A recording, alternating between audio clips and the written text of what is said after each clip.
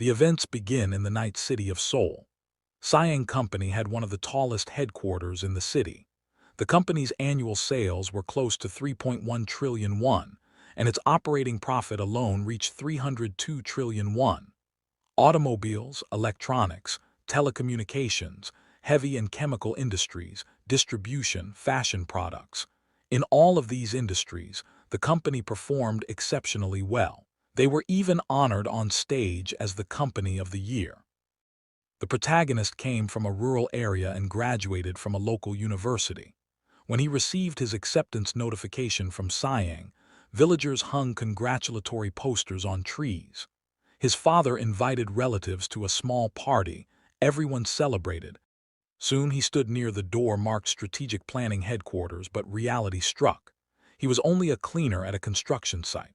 These were the people who beat and killed anyone the company no longer wanted. While this happened, their leader simply watched from the sidelines. The protagonist performed a tedious and horrifying job, looking at his boss smoking a cigarette. Still, he did not give up. At night, he studied English and reviewed countless business plans. Patiently, he gave everything he had. At some point, the aristocrats of the Sang family began to recognize the name Young Hang. Legal or illegal, they came to the protagonist. After 13 years, he became far more serious than before. No one knew the hidden truth of this aristocratic family better than him. The events move to an airport just after a plane has taken off. Yongan walked through the terminal, dragging a suitcase on wheels. The airport was quiet, with few people around. He was the one Sang trusted enough to deposit $700 million into his account. Heading toward the exit, bright sunlight filled the sky. Yan shaded his eyes with his hand, frowning as unpleasant memories surfaced. Recently, he had stood before his boss and asked how he could calmly deposit such an amount into his account. His boss first looked at him silently, then smiled. He said he did not even trust his wife, but Yongan was the exception, the only one he trusted with his money. Yun's eyes widened in shock. Returning to the present, Yongan smiled faintly and closed his eyes. He took his sunglasses from his inner pocket and adjusted them. Having earned the trust of the Sang family, he believed his life was just beginning. Suddenly, two men called out to him and approached. Dressed in black suits, they told him the road ahead was long. A bead of sweat ran down Yun Hun's face. His eyes, hidden behind the glasses, widened in shock when he realized they were from the Secretariat. Removing his glasses, he asked why they were there. The brown-haired man replied that the president had instructed them to assist him. Yungan frowned. His visit was supposed to be secret. Suddenly, horror filled him. He turned and saw a gun muzzle aimed at his back. The man behind him calmly told him to follow quietly. The brown-haired man urged him to come along. The protagonist clenched his teeth, realizing their intention. They planned to eliminate him. As the car drove along a forest road, Yongan regretted the 13 years he had spent loyally serving Siang. The driver focused on the road while his companion rested a fist on his jaw, observing the surroundings. Anger burned inside Yongan. He asked them to call the president and let him speak, but they refused, telling him to stop dreaming. Desperate, Yongan shouted, promising silence. He said he would flee to South America or Eastern Europe and never show his face again. The driver silenced him, reminding him of his wife and parents. Horror washed over him.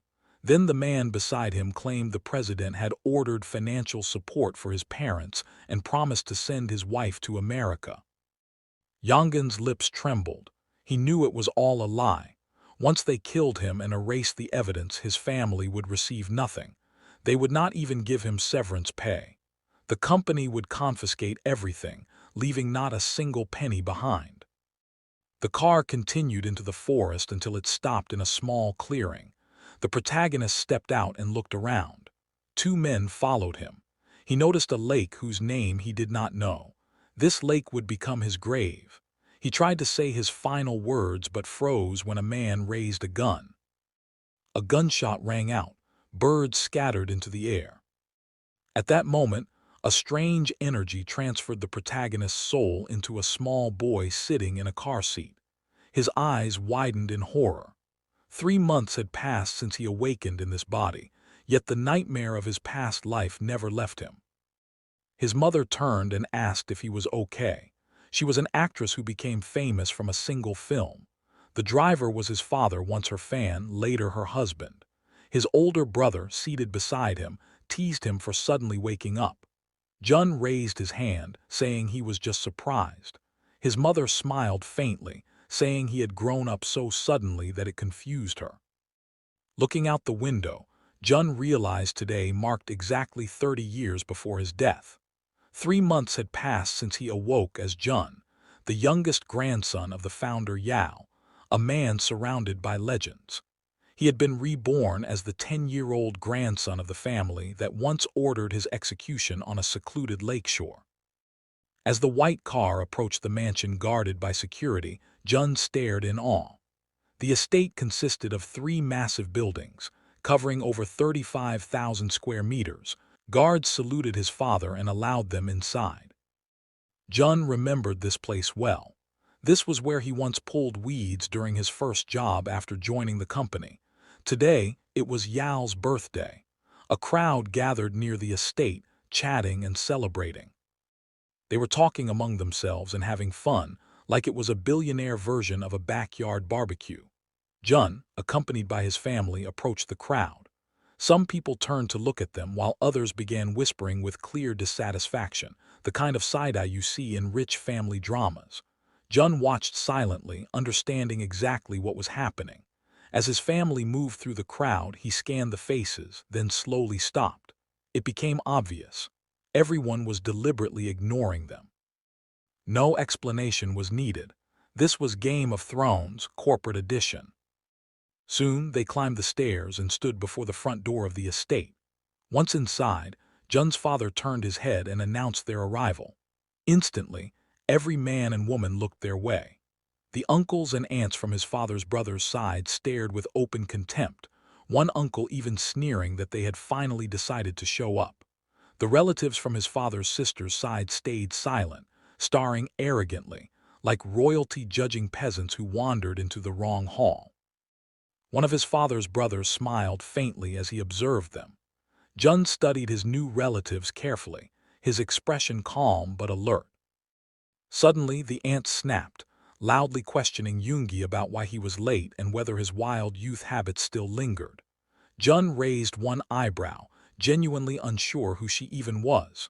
Yoongi apologized calmly, showing zero emotion. The aunt rested her head on her hand irritably, muttering that it still annoyed her. Jun suddenly pictured an elderly blonde woman with a permanent smile. Though already 70, she constantly paraded young lovers like a Netflix scandal documentary. Jun covered his mouth to hide a smile, remembering her terrifying personality. The aunt noticed and frowned, demanding to know if he was laughing. Immediately, the uncle and his wife caught on. The uncle's smile vanished, replaced by pure contempt toward Yoongi. Other relatives joined in, staring at Jun's family like they didn't belong. Jun lowered his hand calmly and said he was not laughing. The aunt exploded, jumping up and screaming, but her older brother cut her off, teeth clenched, asking why she chose this exact moment to start drama. She screamed back, insisting the child had laughed. Then a voice cut through the chaos like a Marvel villain entering the room. Their father demanded to know who dared to raise their voice in his house. Instantly, the arguing siblings bowed their heads. As Yao descended the stairs, one step at a time, fear spread through the room. Yoongi and his wife bowed deeply. With every step, another family member lowered their gaze, like dominoes falling. Only Yoongi, his wife, and Jun remained relatively composed, though they still bowed. Sweat rolled down Jun's face as he looked at his grandfather, a living legend of the company. Everyone stood and bowed deeply. Even the eldest brother's face twitched, veins bulging, terrified of losing his inheritance. The middle son trembled, imagining a future where he inherited nothing. The youngest feared losing his elite lifestyle. The daughter understood all of this and quietly looked away. Finally, Yang Qiao reached the bottom of the stairs. White-haired and tense, he carried the presence of a man once called the Iron-Hearted Devil. He glared at his children. Only Jun looked at his new grandfather with excitement, like a chess player seeing the board for the first time. Bangyo bowed deeply and announced their arrival. Yao looked at her, and the tension on his face eased. Dano's eldest son trembled and hid behind his mother. Yao glared at him, and Jun's eyes widened as he realized his brother had already been in their mother's womb at the time of the wedding. That was why the grandfather couldn't fully oppose it. Suddenly, his brother's fear made sense. Jun steadied himself and stared directly at his grandfather. Their eyes locked. Yao's gaze sharpened, trying to intimidate him. Jun shuddered, sweat dripping down his face, yet he didn't look away. Then Yao smiled. He asked why they visited so rarely, even though he always called them. Jun froze. Yao stepped forward, patted his head, and said he wanted to give him something. Jun's mouth dropped open like a Pixar character seeing magic for the first time. Yoongi's sister clenched her teeth in rage. Others stared in disbelief. Only the youngest brother seemed unfazed. Yao's second daughter also clenched her jaw, watching her father spoil his grandson. Even Dango and Yoongi were stunned by this sudden kindness. Jun tried to understand why he alone was receiving it. A luxurious birthday cake arrived. Yao blew out the candles as applause filled the room. The eldest son and daughter clapped enthusiastically, smiling wide. Several grandchildren rushed over to congratulate him. Yoongi simply applauded. His eldest son lowered his gaze. Only Jun watched with quiet determination. Jun glanced sideways when a woman ordered his mother to bring more food. His mother carried wine and glasses like a maid. Jun noticed how nervous she was, yet she kept smiling gently. One sister demanded cold water with ice. Another brother's wife ordered her to clear the dishes.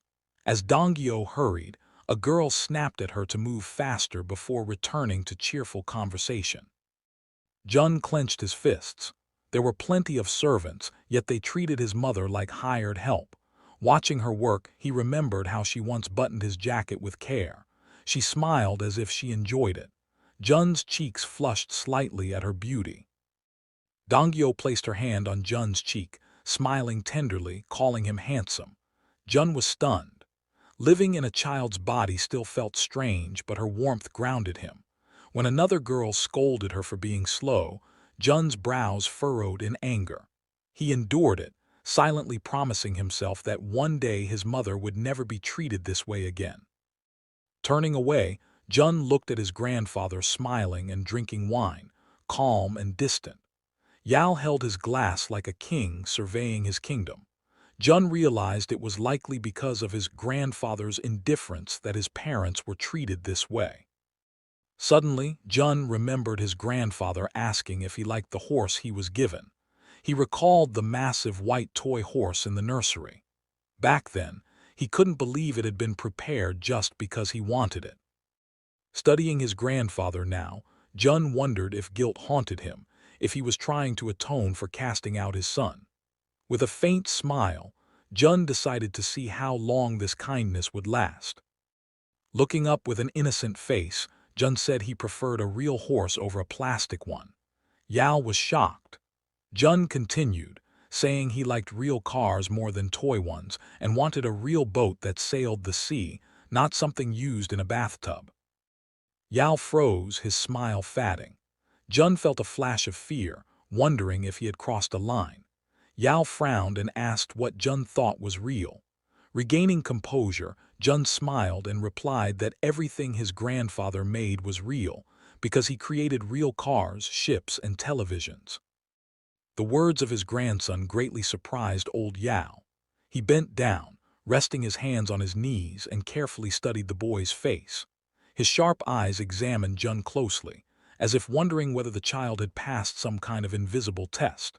Slowly, Yao parted his lips and told his grandson that obtaining real things in life required hard work, suffering, and enduring countless hardships. Inwardly, the protagonist almost laughed. In his past life, He was the one who had done all the dirty work, suffered endlessly, and died in the end. Yao straightened up, a faint smile appearing as he made a proposal. If Jun finished the year with excellent marks in all subjects, he promised to buy him a real horse for his birthday. Jun's eyes widened in shock. The old man smiled and asked why Jun looked so uncertain about himself. A grin spread across Jun's face. He honestly wasn't sure he could do it perfectly. Smirking slightly, he asked if that was all he needed to do. Yao crossed his arms and replied that he would be waiting. Grandfather and grandson exchanged silent smiles. The events returned to the present. Jun frowned, deciding it was time to change things. Suddenly, a man in a suit called out to him, his brother and the other children, telling them to follow. It was Yonan, wearing a faint smile, explaining that Grandpa had ordered them to be taken to the playroom. The moment Jun saw him, anger surged. Memories hit like a flashback scene from a crime movie. The lakeshore, the gun, the man standing there calmly. Yonan. The same man who once told him he trusted no one, not even his wife, except him. The same man who gave the order to kill him. While the other children followed Yonan happily, Jun and his brother lingered behind. Inside, Jun burned with rage, but outwardly he showed nothing. This time he was Yongan. He was Jun and he didn't need to worry. Soon the children arrived at a room where a white horse had been placed. A gift for Jun. Kangan shoved past him and rushed forward, climbing onto the horse with a wide grin. He laughed loudly, showing off as the other children gathered around him. Jun and his brother stood near the door, watching silently. Jun frowned, his anger rising, until his brother gently touched his clenched fist, trying to calm him down. Jun looked at his brother and realized something. He was used to this. Not just him, but their entire family had long been accustomed to being treated this way. A smirk slowly formed on Jun's face. He decided he would not tolerate it anymore. With his hands in his pockets, Jun walked forward. Kangan looked puzzled as Jun stopped in front of the horse. Jun calmly told him to get off, saying the horse belonged to him. Kangan laughed arrogantly, saying he would do whatever he wanted. The other children burst into laughter, treating it like a scene straight out of a spoiled rich kid sitcom. Without saying a word, Jun lifted his leg and kicked the back of the horse. The sudden movement startled Kangan. The horse collapsed and Kangan fell hard. His leg was pinned beneath it. Screams filled the room. The children froze in fear. Someone shouted that they would call the adults. Kangan cried in pain, clutching his leg. Jun walked up to him, looked down calmly, and warned him never to touch what belonged to him again. Kangan gritted his teeth and cried harder. A woman's scream echoed as Kangan's mother rushed in. Other women followed, confused by the chaos. A worker lifted the horse while Kangan's mother pulled his leg free and cradled him. Jun glanced at his own mother, who covered her mouth in shock. He winked at her with a faint smirk. Suddenly, a sharp slap landed across Jun's face. Kangan's furious mother screamed, asking if he was insane. She struck him again. Jun felt no anger, no emotion. She raised her hand for a third blow, but Jun's mother stepped in, shielding her son with her body and holding him tightly. Kangan's mother screamed for Jun to leave immediately. Jun's mother begged for forgiveness, trembling as she protected her child. Jun was stunned. His mother shielded his eyes, her body shaking. Kangan's mother raised her hand again, veins bulging on her forehead. A sharp voice cut through the room. Everyone turned toward the entrance. Yao stood there. The room fell silent. Kangan's mother hesitated, trying to explain, but Yao ordered her to stop. He told her to take her son to the hospital immediately. She picked Kangan up and left without another word. Yao waited until she was gone, then looked at his grandson. Jun met his gaze. His mother released him and quickly checked him for injuries. Yao ordered everyone else to leave except Jun nervously. Jun's mother held his shoulders, searching his face. Jun smiled and nodded, reassuring her. She bowed her head and left, glancing back uneasily. When they were alone, Yal asked if Jun was the one responsible. Jun confirmed it without hesitation. Yal frowned and asked why he would do something so dangerous. Jun reminded him that the horse was his, a gift from his grandfather. Yal's eyes widened. Jun calmly added that Kangun tried to take it, so he broke the horse instead, because he would rather destroy it than let someone else take what belonged to him. Yal narrowed his eyes, asking if Jun truly meant that. Jun confirmed it again, watching closely for his reaction. Then Yal smiled. The anger vanished. He looked at Jun with approval. Jun immediately understood. This was the cruelty of an empire builder, the mindset of a ruler who never gives up even an inch of territory. Like a mafia boss or a warlord from a blockbuster movie, Yal respected strength. However, Yal soon stopped smiling. He said that even if Jun didn't intend to hurt his brother, he still caused harm and must be punished. Jun bowed his head, accepting it without protest. Yal turned and told Jun to follow him. Moments later, Jun was shocked as he entered the office. His grandfather walked to the head of a long table where the core members of the company were already seated. Jun's mouth fell open. Jun studied the people sitting at the table and glanced at Yonan, realizing this was a place only the truly powerful were allowed to enter. Yal crossed his arms at the head seat, releasing an invisible pressure that made the room feel heavy. Jun stood near the entrance, stunned. Even in his past life, despite serving the Sang family for over 10 years, he had never been allowed here. Now he was inside. Jun knelt behind his grandfather, copying his posture. Though tense, he hid it well.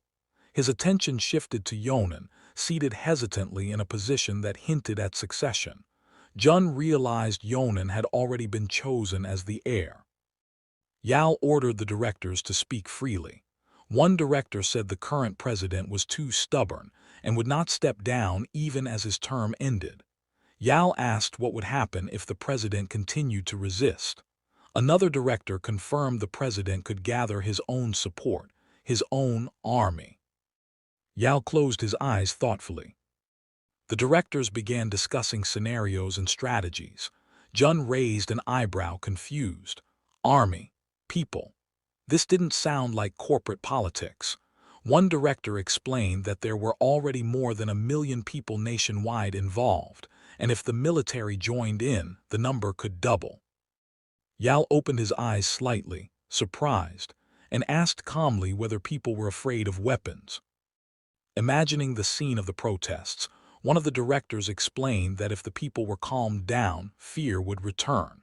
But if the army stepped in, then protests and uprisings would only be the beginning. Hearing this, Yal slammed the table and shouted, demanding to know what the director meant.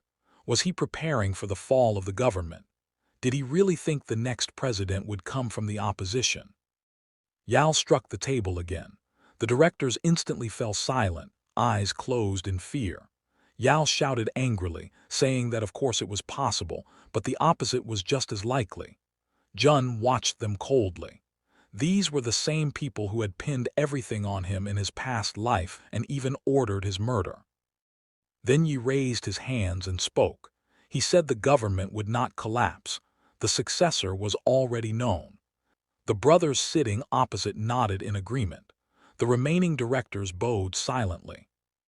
Jun, sitting on his knees, felt everything was strange. He knew that in just 3 days an announcement of the president's surrender would be made. The directors continued whispering among themselves, clustering together, arguing quietly about power and positioning. Jun watched sadly from the side. He realized no one was planning strategy. Remembering meetings from his past life, Jun expected sharp analysis, decisive planning, something worthy of power. Instead, he clenched his fist in disappointment. Finally, Yal closed his eyes and ordered everyone to leave and focus on gathering information. The directors stood, bowed, and left, still arguing until the very end about hierarchy. Jun remained kneeling as the room emptied. Yal called out to him and gave permission to stand. Jun staggered and nearly fell, supporting himself against a cabinet. He had been kneeling too long. Yao looked at him with surprise and praised him, saying that even adults could not endure sitting still for so long without showing discomfort. Jun grinned. In truth, he had simply been listening too closely to notice the pain. Yao then grew serious and asked why Jun had changed so drastically. Jun realized his grandfather had noticed the difference. Bowing his head slightly, Jun said he would not endure it anymore. Because his parents were passive, he had endured everything until now, but he was too angry to keep holding back. Yao stared at his grandson in silence. At moments like this, a few tears would have fit the scene perfectly. Instead, Jun suddenly felt arms wrap around him. Yao dropped to one knee and hugged him. Jun froze in shock. Feeling sympathy for his grandson, Yao smiled. Jun decided to push things further. With calm confidence, he told his grandfather they should be friends with all three. Yao grabbed Jun's shoulders, eyes wide, demanding to know what he was talking about. With an innocent expression, Jun explained that he meant what they discussed earlier about the next president. His words stunned Yao. Jun smiled slightly and said that since the president was the most powerful person in the country, and it was unclear who would win, it was smarter to be friends with all three candidates. Yao frowned, thinking carefully. Jun asked if it was possible. Yao's lips curled into a smile. He replied that the more friends one had, the better. Then he laughed loudly. Jun smiled to himself, deciding that was enough for today. Standing up, Yao asked if Jun wanted to go play. Then he added that he had work to do and told Jun to send Yonan to him. Watching his grandson leave, Yao frowned thoughtfully. He picked up the corded phone and ordered his secretary to treat all three candidates like VIPs, expressing hopes for a successful resolution. After hanging up, Yao smiled in disbelief. His 10-year-old grandson had just played political chess like a seasoned strategist.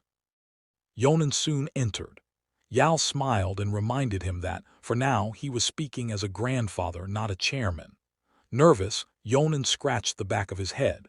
When asked for a solution, Yonan said that if the military was deployed, things would quiet down, the current government would remain, and its successor would become the next president. Yao barely smiled and said he would trust him and stand behind him. Yonan froze in shock. Yao asked if he could trust him. Yonan looked away, unable to answer. Disappointed, Yao waved him off. As Yonan left, Yao leaned back, realizing that the younger one was better suited for this era. Jun peeked from around the corner and grinned. That evening, Ye's car drove down the highway. Donggyo asked her husband what his father had said. Yoongi replied that his father told him to focus on educating his sons. Looking into the rearview mirror, he called out to Jun. He told him he wasn't angry and that Jun had already been punished. Yoongi added that their grandfather would send both boys to a personal tutor. Sangun screamed in fear, but Yoongi reassured him that attendance was optional. He then asked Jun's opinion. Jun realized he no longer needed a teacher, but since it was his grandfather's order, he agreed. Yoongi nodded, saying he would prepare everything. Jun noticed his brother leaning closer, whispering that Jun had been amazing today and thanking him for making Kangun cry. Jun smiled, realizing his brother had been holding resentment too. The date shifted to June 29, 1987. On television, the president delivered a historic address as crowds gathered around small shop TVs. Jun sipped juice through a straw, watching calmly.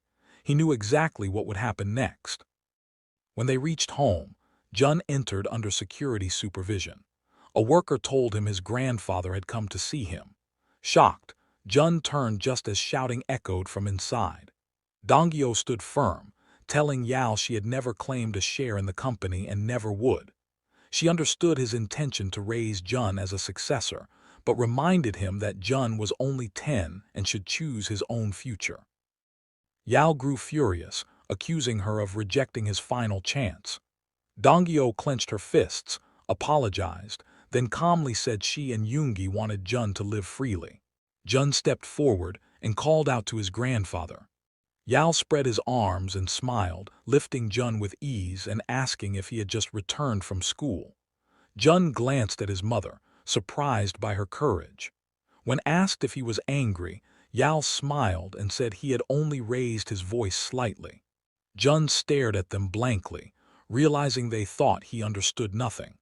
He asked them not to fight over him and said that when he grew up, he would become exactly what he wanted. Yao grimaced. Jun smiled faintly and added that this was why he would become the boss of a big company, just like his grandfather. Yao burst into laughter, delighted. He said talent sometimes skipped a generation. Donggyo stared in shock, speechless. Yao grabbed Jun's shoulders and happily asked Donggyo if she still had objections. Tears filled her eyes as she turned away to prepare tea. Later, Yao sat beside Jun in his room filled with books and asked if he remembered what he said about befriending 3 people.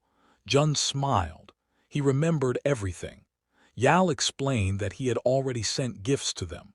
Things, however, had taken an unexpected turn. Jun listened closely as his grandfather described alliances forming.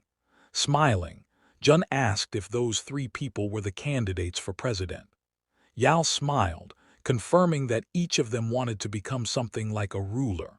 If the second and third candidates united and won, they would become the leader and deputy.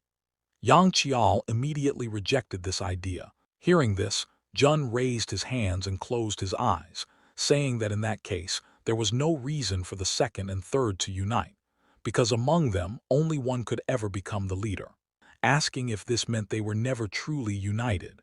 Jun opened his eyes and calmly replied that the third place would never help the second without receiving something in return. Someone ranked 10th or 20th might help for nothing, but never the third. That position was too close to the throne. Yang Qiao frowned deeply. Throughout his life, every influential person he met assumed unity was natural, yet his grandson was the only one who said it could never happen. Yang Qiao slowly extended his hand and placed it on Jun's head. Smiling, he asked how Jun could be so sharp at such a young age. Jun smiled back, saying nothing. The next morning, his car drove along a wooded highway. Jun sat in the back seat, staring out the window, his mood sinking as familiar scenery passed by. His parents asked why he suddenly wanted to visit the western coast. Jun smiled and said his textbook mentioned a secluded place where the western sea connected with the northern one, and he wanted to see it himself. They exchanged puzzled looks. In truth, that wasn't the reason.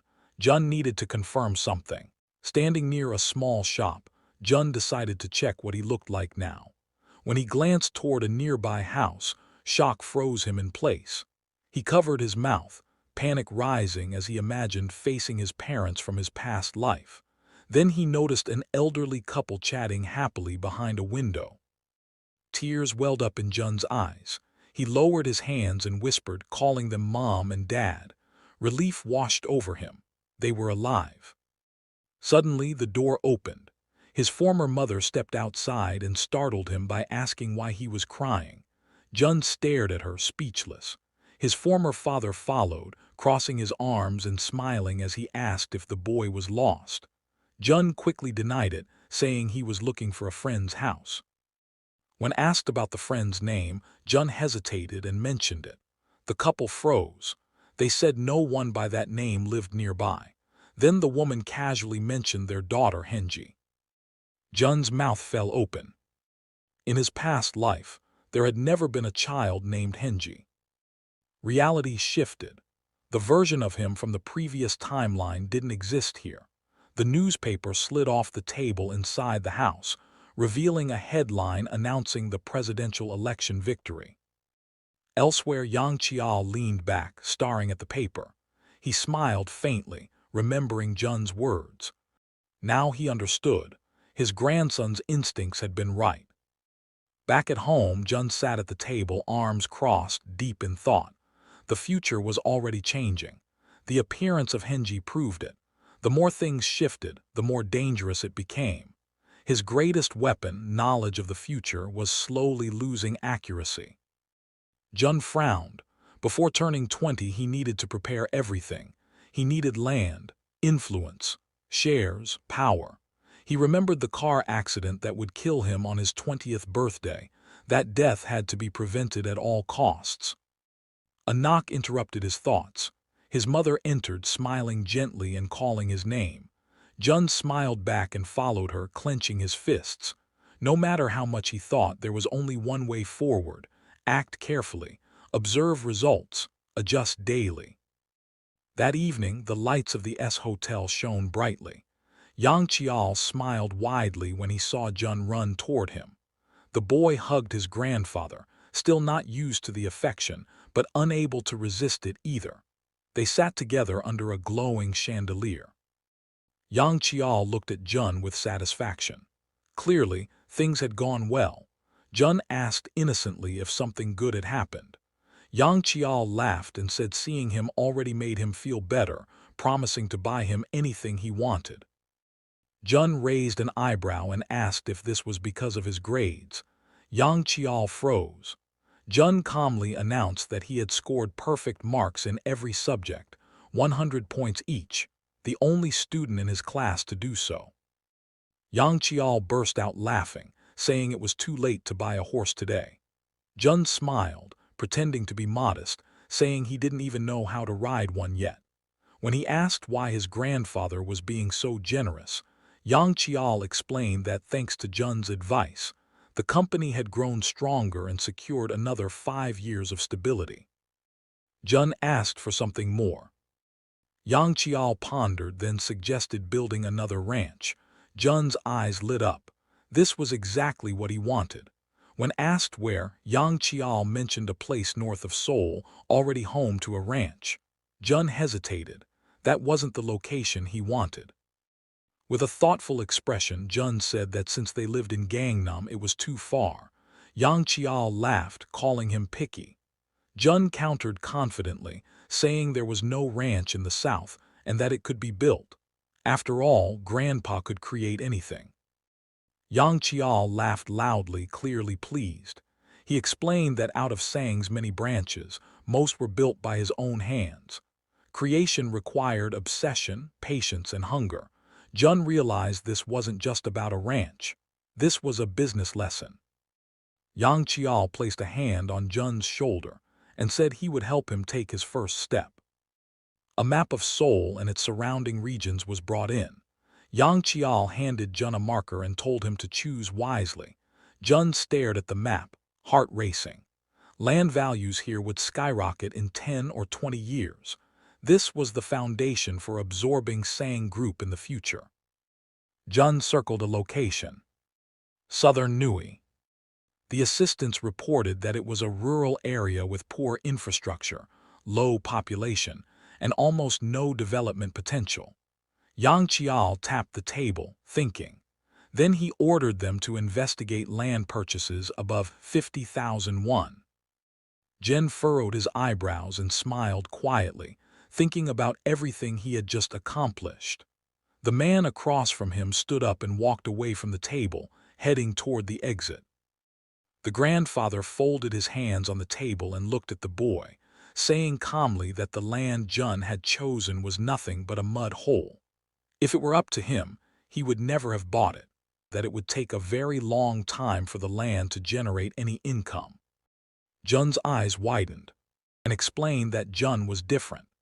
In 20 or 30 years, that land could become extremely valuable.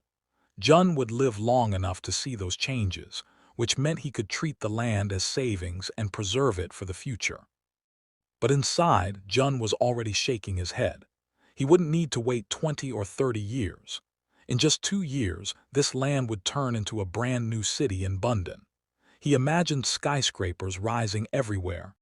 Reaching for his sushi, Jun thought calmly that he had just secured 50,000 pyong right in the center of a future city. As he chewed, the conversation shifted. Someone asked whether the man truly intended to run for the Jongno district seat. He answered yes without hesitation. Soyeon smiled and commented that although he was a newcomer, he had strong middle-class support. The chairman frowned and replied that he already had a deputy in Jongno who could respond instantly. Soyun arched her eyebrows and said it was a pity her father had to spend money on someone like that. The man frowned and reminded her that he was the one who paved the way for the man's rise to the prosecutor general's office. Embarrassed, the man apologized. Soyun slammed her hand down and shouted that he didn't deserve such treatment. The man smiled faintly and asked if she really thought that. He reminded her that he made her father chief prosecutor using money and influence, and turned him into a deputy prosecutor as well. All of it was done to turn them into loyal guard dogs for the Sang group. The man looked down, his face flushed red, fist clenched tightly. The man turned toward Choi's son-in-law and folded his arms across his chest. The man shouted, and Joel frowned, immediately telling him to get rid of the nonsense and useless thoughts filling his head. The man nodded, explaining that after just one phone call from the chairman, all his relatives working in prosecution and justice were quietly exiled to provincial posts. The chairman then turned to Soyun, pointing out that she owned a department store and still dared to feel dissatisfied. She clasped her hands, realizing he had seen straight through her plan to push her husband into politics, seize power, and eliminate her brothers to take over the group. She lowered her head and apologized. The chairman calmly told them all to be content with what they had. Jun sipped his drink through a straw and glanced sideways. Soyun and her fiancé walked past, their faces filled with frustration. Jun smiled faintly. Greed had crushed them again.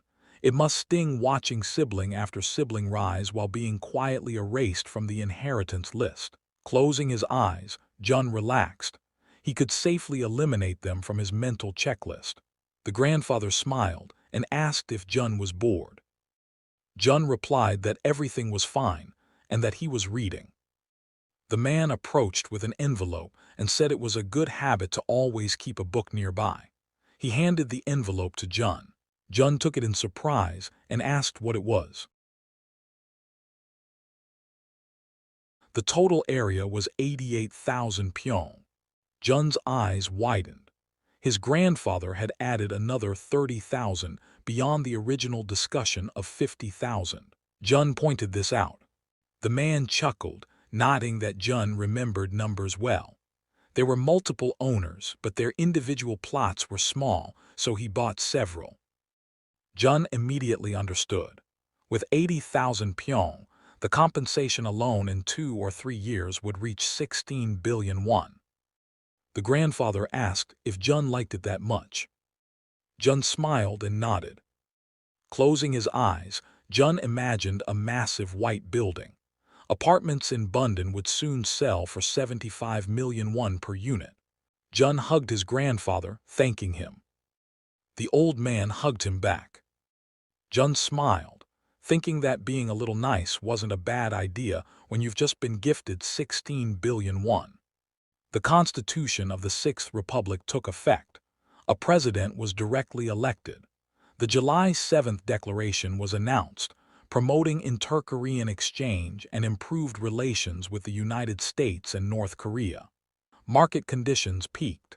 People flooded into Seoul and housing prices exploded. The government announced plans to build 2 million homes. Cranes filled the skyline. Entire districts transformed. When the map was unveiled, the chairman smiled and said it was incredible. Haki asked what he meant. The chairman pointed to the map and said this was where Jun's ranch was built. Haki's eyes widened. That was the new city. The chairman smiled, saying the kid had thought 100 steps ahead and beaten everyone to it, all within a single year. The most ironic part was that he had originally opposed buying that land. The chairman laughed loudly. Later that night, Jun stared at his bank documents, covering his mouth as he giggled. 14 billion won. He planned to sell only 60,000 pyong for now and wait for the remaining 20,000 to rise further. His grandfather had said it clearly. This was Jun's money. Jun bowed his head over the table, laughing quietly. At future market prices, this would exceed 100 billion won. Then there was a knock at the door. Jun froze. Jun looked at his parents in surprise and nodded. They sat down on the sofa opposite him. His mother gently asked what he planned to do with the money. Jun raised his eyebrows and casually said that he had promised his grandfather he would save it in a jar. His parents exchanged uneasy looks and asked if that was really true. Jun smiled inwardly, realizing they were worried. To them, he was still just a child who had suddenly received an insane amount of money. He needed to calm them down, even though his own plans were far more complicated. His mother asked if there was anything he wanted to buy. Jun shook his head and said his mother already bought him everything he needed.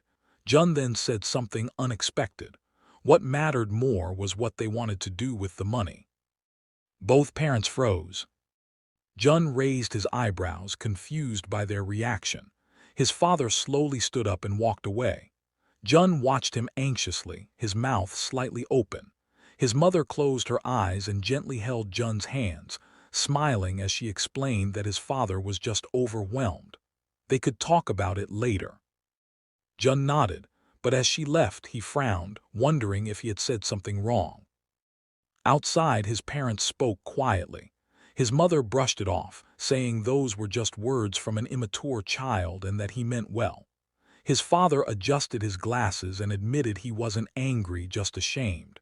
When Jun spoke, his heart had started racing. To him, that money represented a chance. His mother widened her eyes. His father clenched his fist, confessing that, as a parent, he felt pathetic drooling over his child's money. She smiled and took his arm, saying it was natural. With that much money, their family could even live abroad together.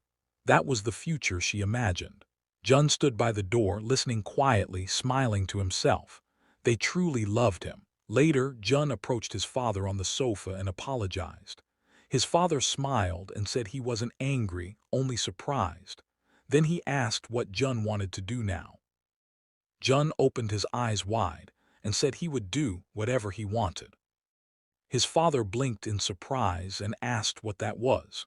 Jun looked up at him calmly and said he wanted to become the president of a company even bigger than his grandfather.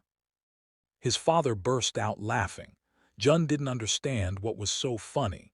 Saying Group was the #1 company in Korea. His father smiled kindly and said Jun dreamed big. Jun replied that this was why he needed his dad's help.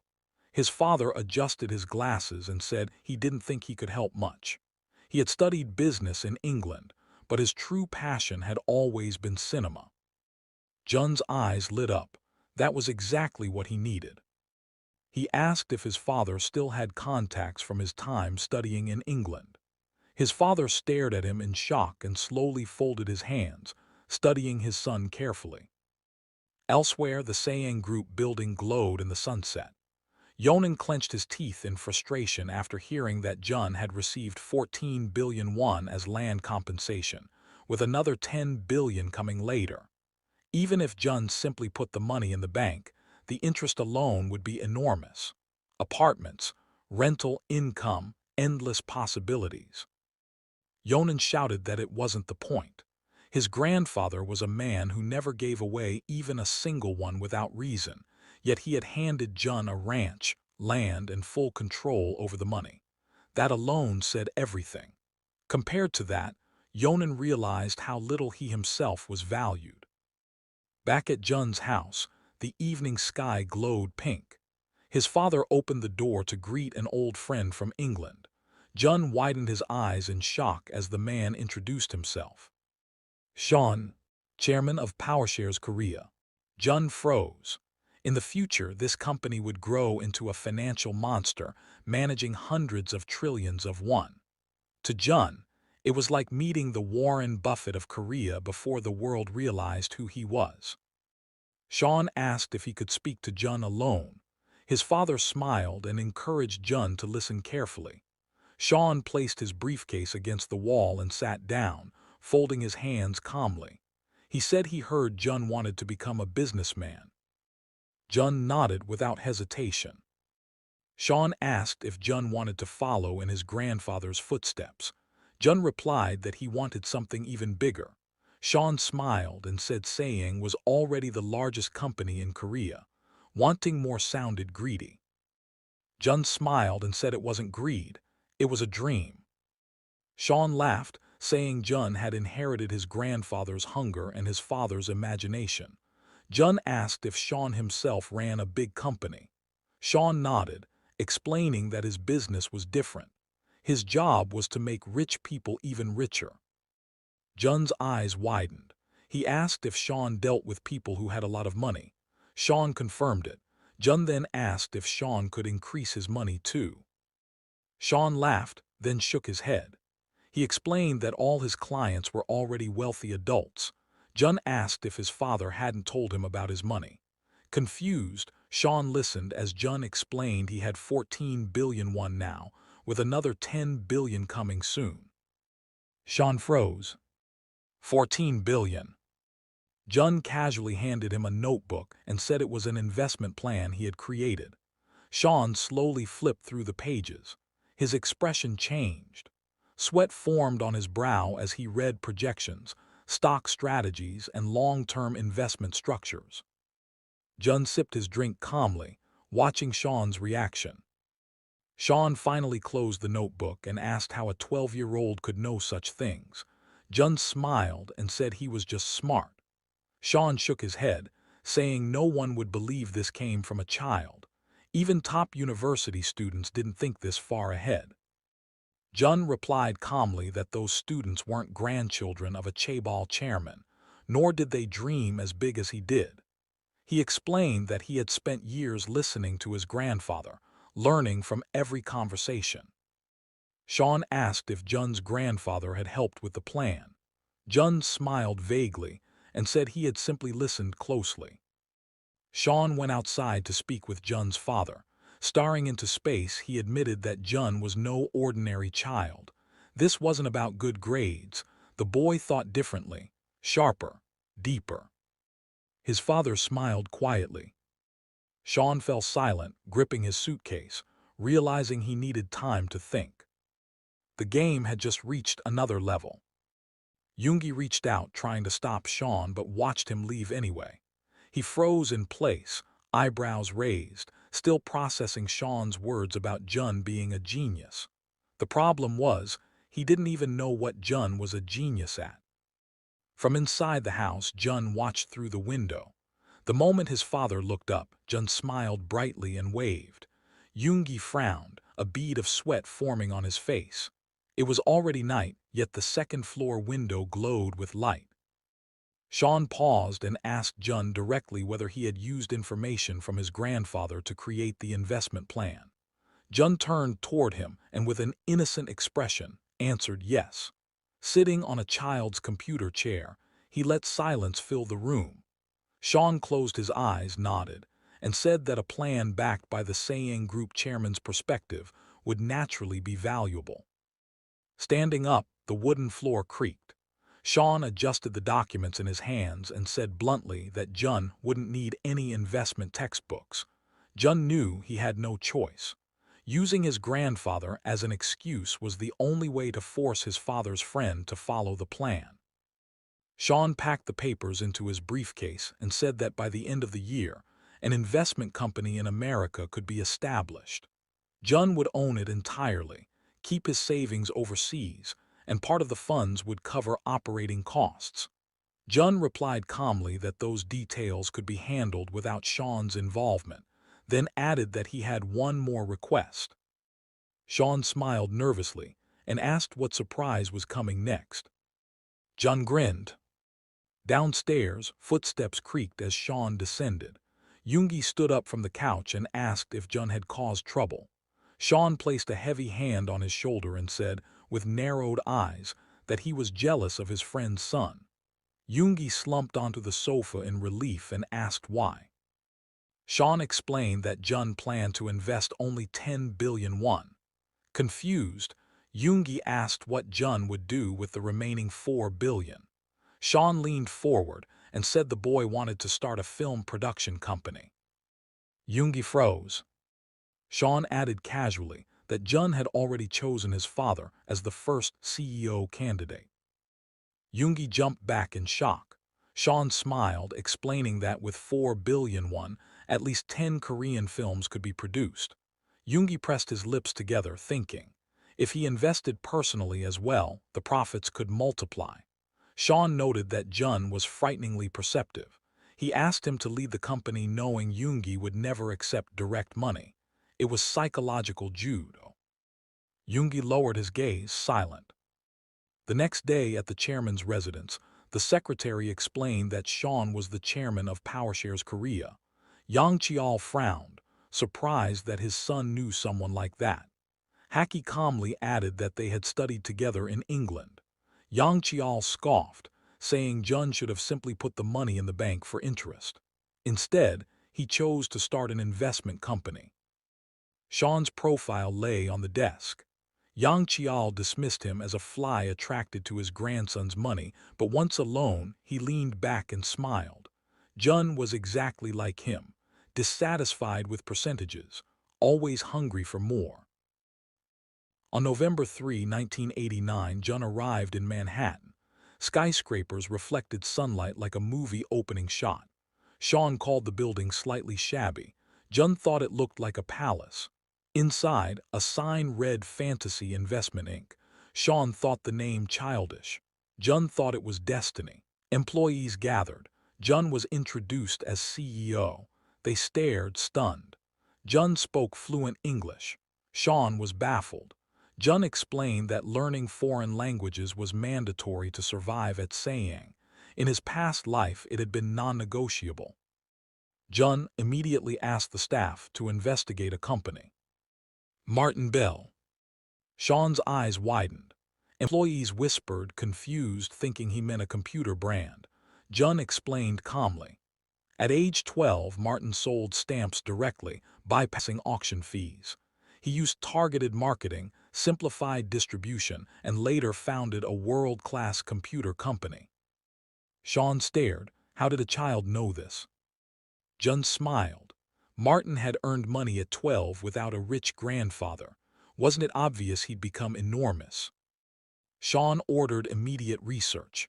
Days later, they met at a burger joint. Sean explained they were late. Martin Computer already had $30 million in funding. Timing mattered. Inside the crowded restaurant, Jun spotted a man with glasses. Sean confirmed it. Martin Bell, 27 years old, one of the richest men alive. They sat down. Martin said he had 15 minutes. Sean introduced fantasy investment. Martin said he didn't need funding. Jun watched quietly. Then he spoke. He said Martin's past was Jun's present. Martin squinted. Jun explained that Martin had $2,000 at age 12. Jun already had 15 million. Martin froze. Jun declared he wanted to become a major shareholder once the company went public next year. Martin's expression changed instantly.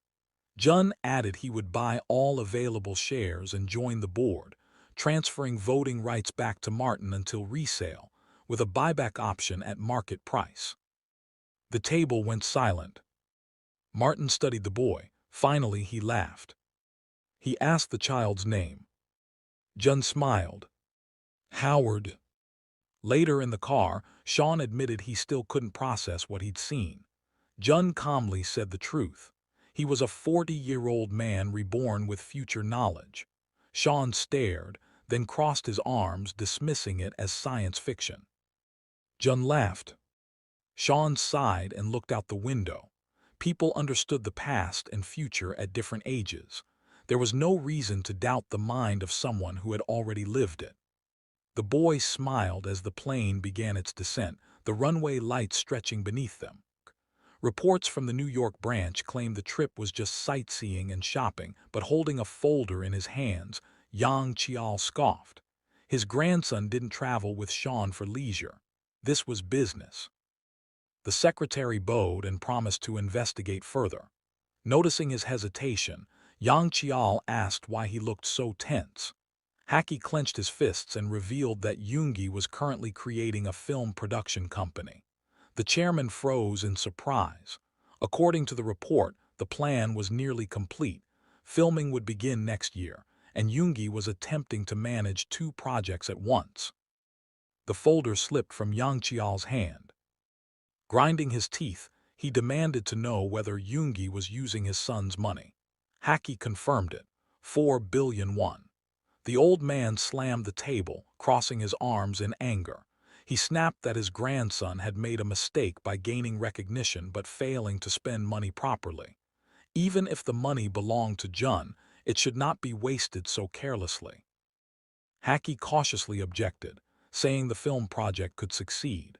Yang Chial shot him a deadly look and replied that Yoongi had lived his entire life like a slacker. Making movies was not easy. If it were, there wouldn't be so many box office disasters. Still, Haki added that if even one film succeeded, it would prove Jun's investment instincts were terrifyingly accurate. Late that night, lights glowed in the cottage windows. Investment reports covered the table. Jun had invested around $9 million into Martin Computer and was reviewing candidates for the remaining $6 million. As he flipped through documents, one name caught his eye. Microsoft. Sean smiled and said the tech field was risky. Jun frowned. How could Bill Gates' company be dangerous? Sean explained that Microsoft's operating systems weren't receiving strong market reactions, and rumors suggested IBM might develop its own system and cut ties. Jun thought briefly about future versions of DOS and decided it didn't matter. A year or two wouldn't change the outcome. Sean admitted that if it were him, he would still choose Microsoft. Jun agreed calmly. Sometimes, betting on the future meant trusting inevitability. Jun then asked Sean to sell the remaining land. Sean was confused. Why sell before prices peaked? Jun explained that fantasy investment needed additional capital. If $15 million went into major companies, they needed liquidity to keep playing the game. Sean finally understood and slapped his knee. Half the proceeds would be reinvested, the rest held in reserve. After Sean left, Jun leaned back, legs crossed, staring at the ceiling. His knowledge of the future was incomplete. He wasn't a Wall Street trader. He had never stood on the exchange floor. His memory came from scattered articles and headlines. But he had one unbeatable weapon: movies. In his mind, the massive Hollywood sign appeared. He remembered blockbusters, box office kings, and studios that printed money like the MCU in its prime. Film alone could carry his empire for decades. A few days later, Sean returned with a thick folder labeled Hollywood Film Production Investments. Jun smiled. When asked if this was to prove something to his father, Jun answered without hesitation. Yes. As Jun scanned the list, one title annoyed him. Phantom Romance had already been released, but another caught his attention. A small family film still in production. The lead actor was a child. Sean dismissed it immediately, saying the budget had ballooned and production was shaky. The film had been transferred between studios and was stalled. Jun's eyes widened. He ordered them to invest, immediately, as much as possible. Sean snapped back, furious. Film investment wasn't like stocks. If stocks crashed, losses were controlled. A failed movie burned money with no exit. This wasn't investing. It was gambling. He flatly refused. Jun didn't look away. He said quietly that this would be the only time. In the future, he would stay silent on investments. Then he reminded Sean of something simple. Fantasy investment could afford to lose everything. After all, the richest man in Korea was his grandfather. Sean's veins bulged, then he exhaled slowly. Fine. Jun added one condition: secure exclusive Korean distribution rights. Sean agreed. That was easy. They were the only investors. Sean left in a foul mood. Jun's mother watched him go, worried, but Jun smiled and said there was nothing to fear. Sean's anger would vanish the moment he saw the box office numbers. In Jun's hands was a single document. Home Alone. Time fast-forwarded. Microsoft released DOS 3, exploded into the PC market and its stock surged. Martin Computer shares skyrocketed. Sean went from furious to euphoric. The $8 million invested in Home Alone was already paying off beyond expectations. Then the film premiered. Kevin screamed, traps snapped, the world laughed. Home Alone earned over 30 billion won in the US alone. Global release would push it even higher. Sean joked that Jun might become the richest underclassman on the planet. Jun smiled calmly. He was already preparing for high school. Yoongi stormed in, complaining about his schedule. Sean asked whether Yoongi's film could even find theater space. Yoongi admitted the truth. Every theater was waiting for Home Alone. Any competing film would be forgotten overnight. Sean grinned. He handed Yoongi a document. Full Korean distribution rights. Jun explained the plan. Only theaters that screened his father's film during the holidays would receive Home Alone. New Year's Eve was the perfect choke point. Yoongi stared at the paper, stunned, then rushed out to execute the deal. Sean laughed. His friend hadn't even asked where the documents came from. Jun then asked Sean to prepare a list of all films releasing that year. He planned to invest the $200 million fantasy investment had earned. Sean broke into a sweat. The return rate for employees was already 22%. Jun calculated quickly. 6 cycles a year meant 600% returns at minimum. Sean promised to prepare everything. Jun collapsed onto the bed, exhausted but satisfied. For the next 3 years, he would focus on school. Maintaining top grades was the price of his grandfather's trust. A knock came at the door. His mother peeked in and suggested dinner. Jun smiled and agreed. Downstairs, Yoongi rushed out, checking his watch. He said the film released today and he wanted to see it with his own eyes. Jun watched his father leave and smiled. The future wasn't coming anymore. After that, Jun opened a printed newspaper. He flipped to the middle and began reading casually when something suddenly caught his attention. He lowered the paper onto the coffee table. Every newspaper carried articles criticizing Ain Motors. Jun covered his mouth thoughtfully. This wasn't supposed to happen yet. In his memory, Ain Motors didn't truly collapse until after the 1997 financial crisis, and even then, it was absorbed by Diane Motors a year later. Rolling his eyes slightly, Jun considered 2 possibilities. Either the future had already changed because of him, or this was a one-time public criticism, part of the government's attempt to rein in large corporations. Turning his head, he called out to his mother in the kitchen. Without standing up, she answered. Jun asked when they would visit his grandfather. She replied that they would go tomorrow. Jun asked if he could go alone earlier. Smiling, she said he could go after breakfast and that his grandfather would like it. Watching her set the plates on the table, Jun asked if she would go to the cinema since today was the premiere. His mother replied that if there were no spectators, she would feel very nervous. Jun couldn't reassure her. The truth was, he remembered almost nothing about this film.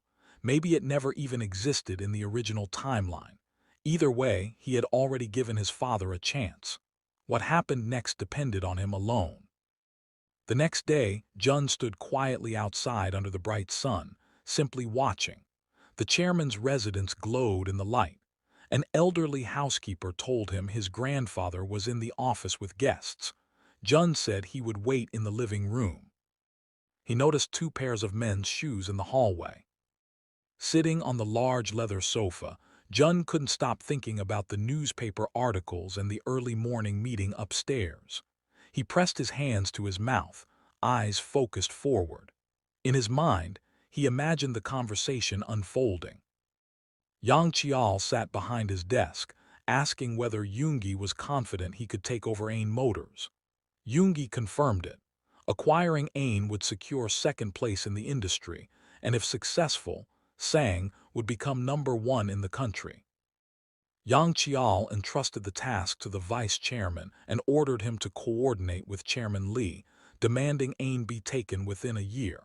He promised to hand over the entire automobile industry if he succeeded. The men present widened their eyes in shock.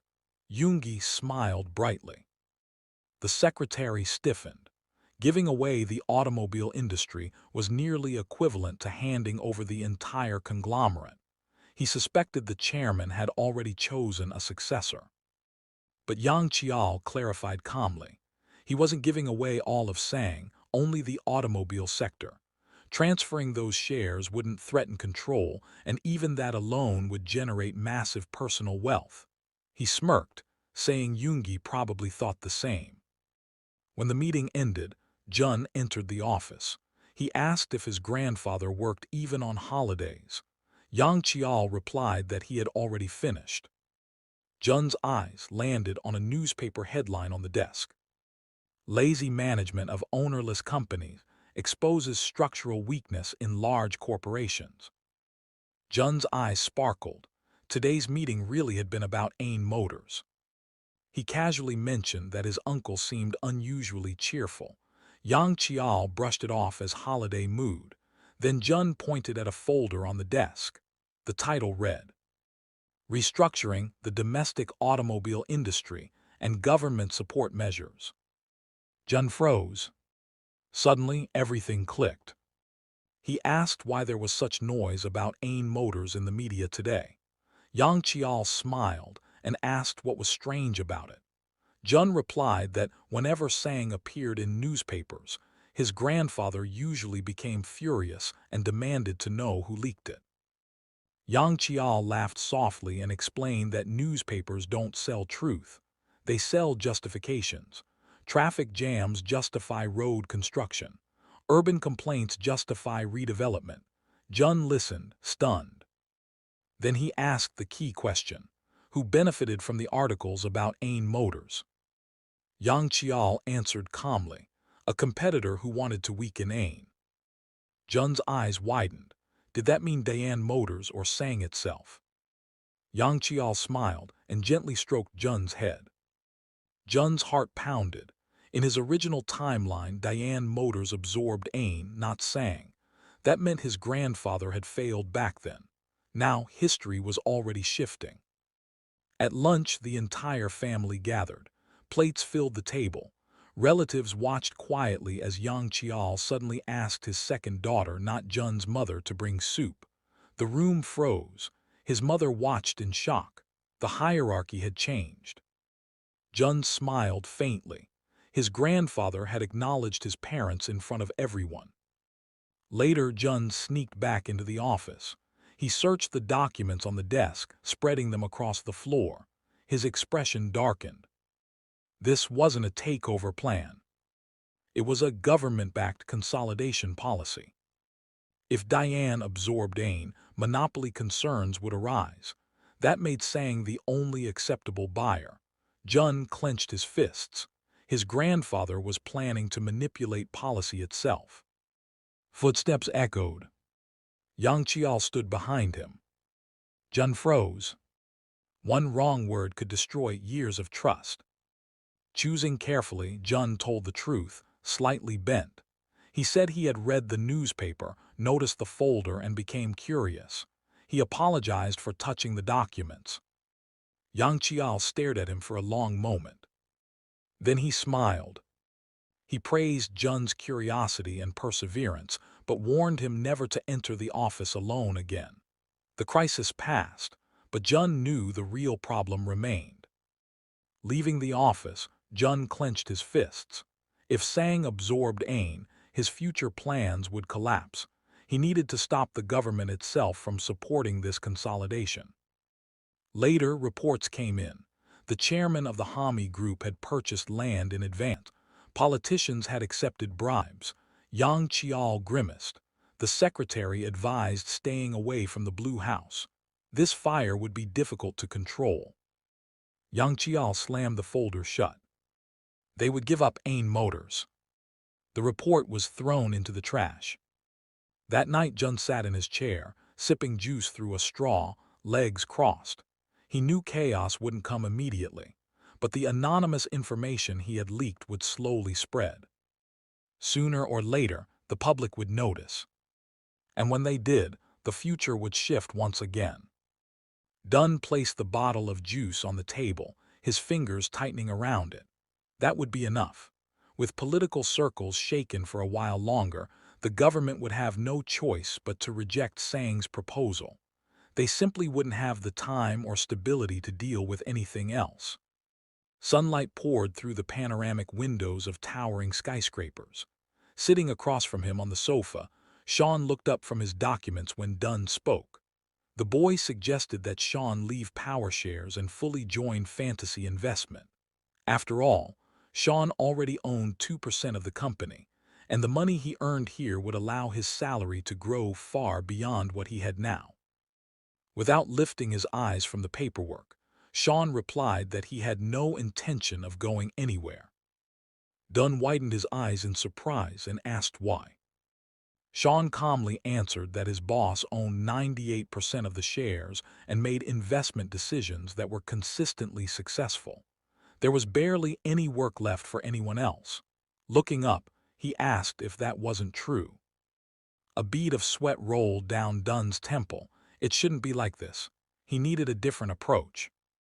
Clutching his knees, Dunn proposed creating a Korean branch to transfer part of the funds and manage them domestically.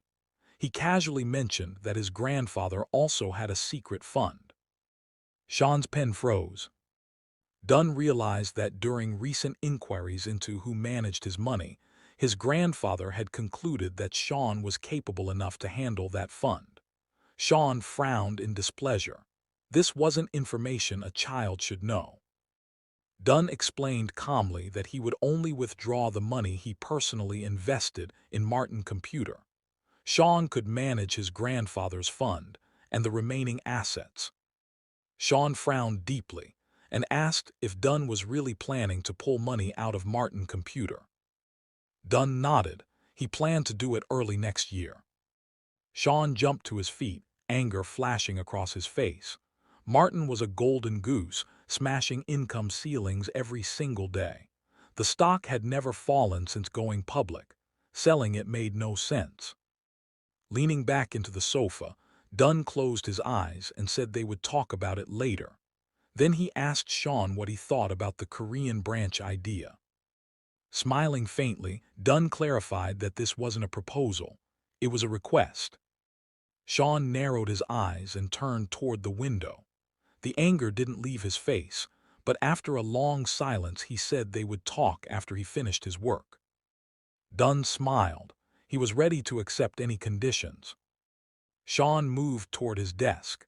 Dunn knew he needed an adult who wouldn't treat him like a child, someone smart and experienced.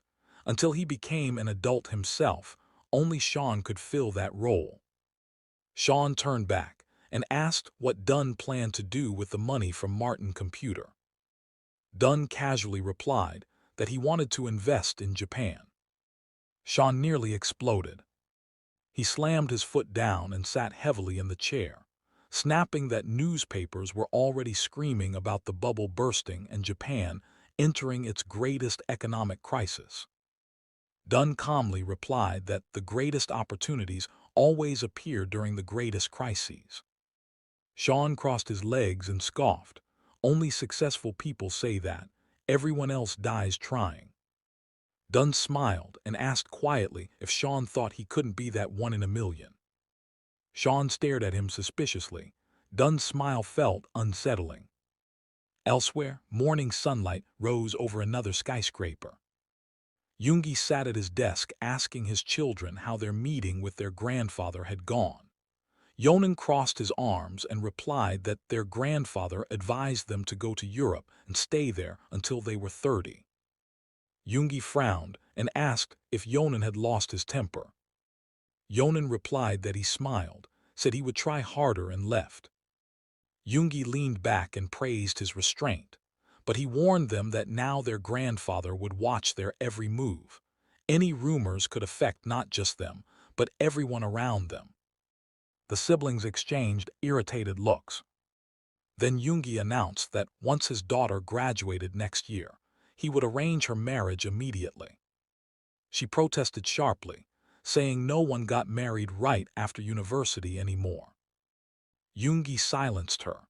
All they had done in life was be born with their grandfather's blood. If that favor disappeared, none of them would enjoy life anymore. Yonan looked away, irritated. Yoongi explained that their grandfather's favor had shifted. It was now focused on the youngest child. The room fell silent. Information had reached Yoongi that his father had personally watched the film Dun's family produced. Everyone was stunned.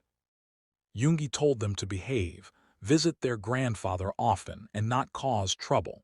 When the Sang group eventually fell into his hands, they would be free to live as they wished. After they left, Yoongi removed his glasses and pinched the bridge of his nose. Ain Motors should have been his. Since then, too many problems had been resolved directly by the chairman without his involvement. Rumors spread through the conglomerate. Branch presidents argued, authority shifted. Yoongi clenched his fist. The child who was never considered a threat was now turning everything upside down. Fantasy Investment officially established its Korean branch. Sean became the representative in both the U.S. and Korea. Their relationship subtly changed. Sean stopped openly objecting and began listening more carefully. Sean questioned whether selling all Martin Computer shares at once was wise. Dunn replied calmly that they had already made 100-fold profit. There was no reason to be greedy. Sean sighed, arguing was pointless. Documents spilled across the table. Sean admitted he was struggling to find the next investment target. Dunn scanned the pages until one word caught his eye. Power banks. He smiled.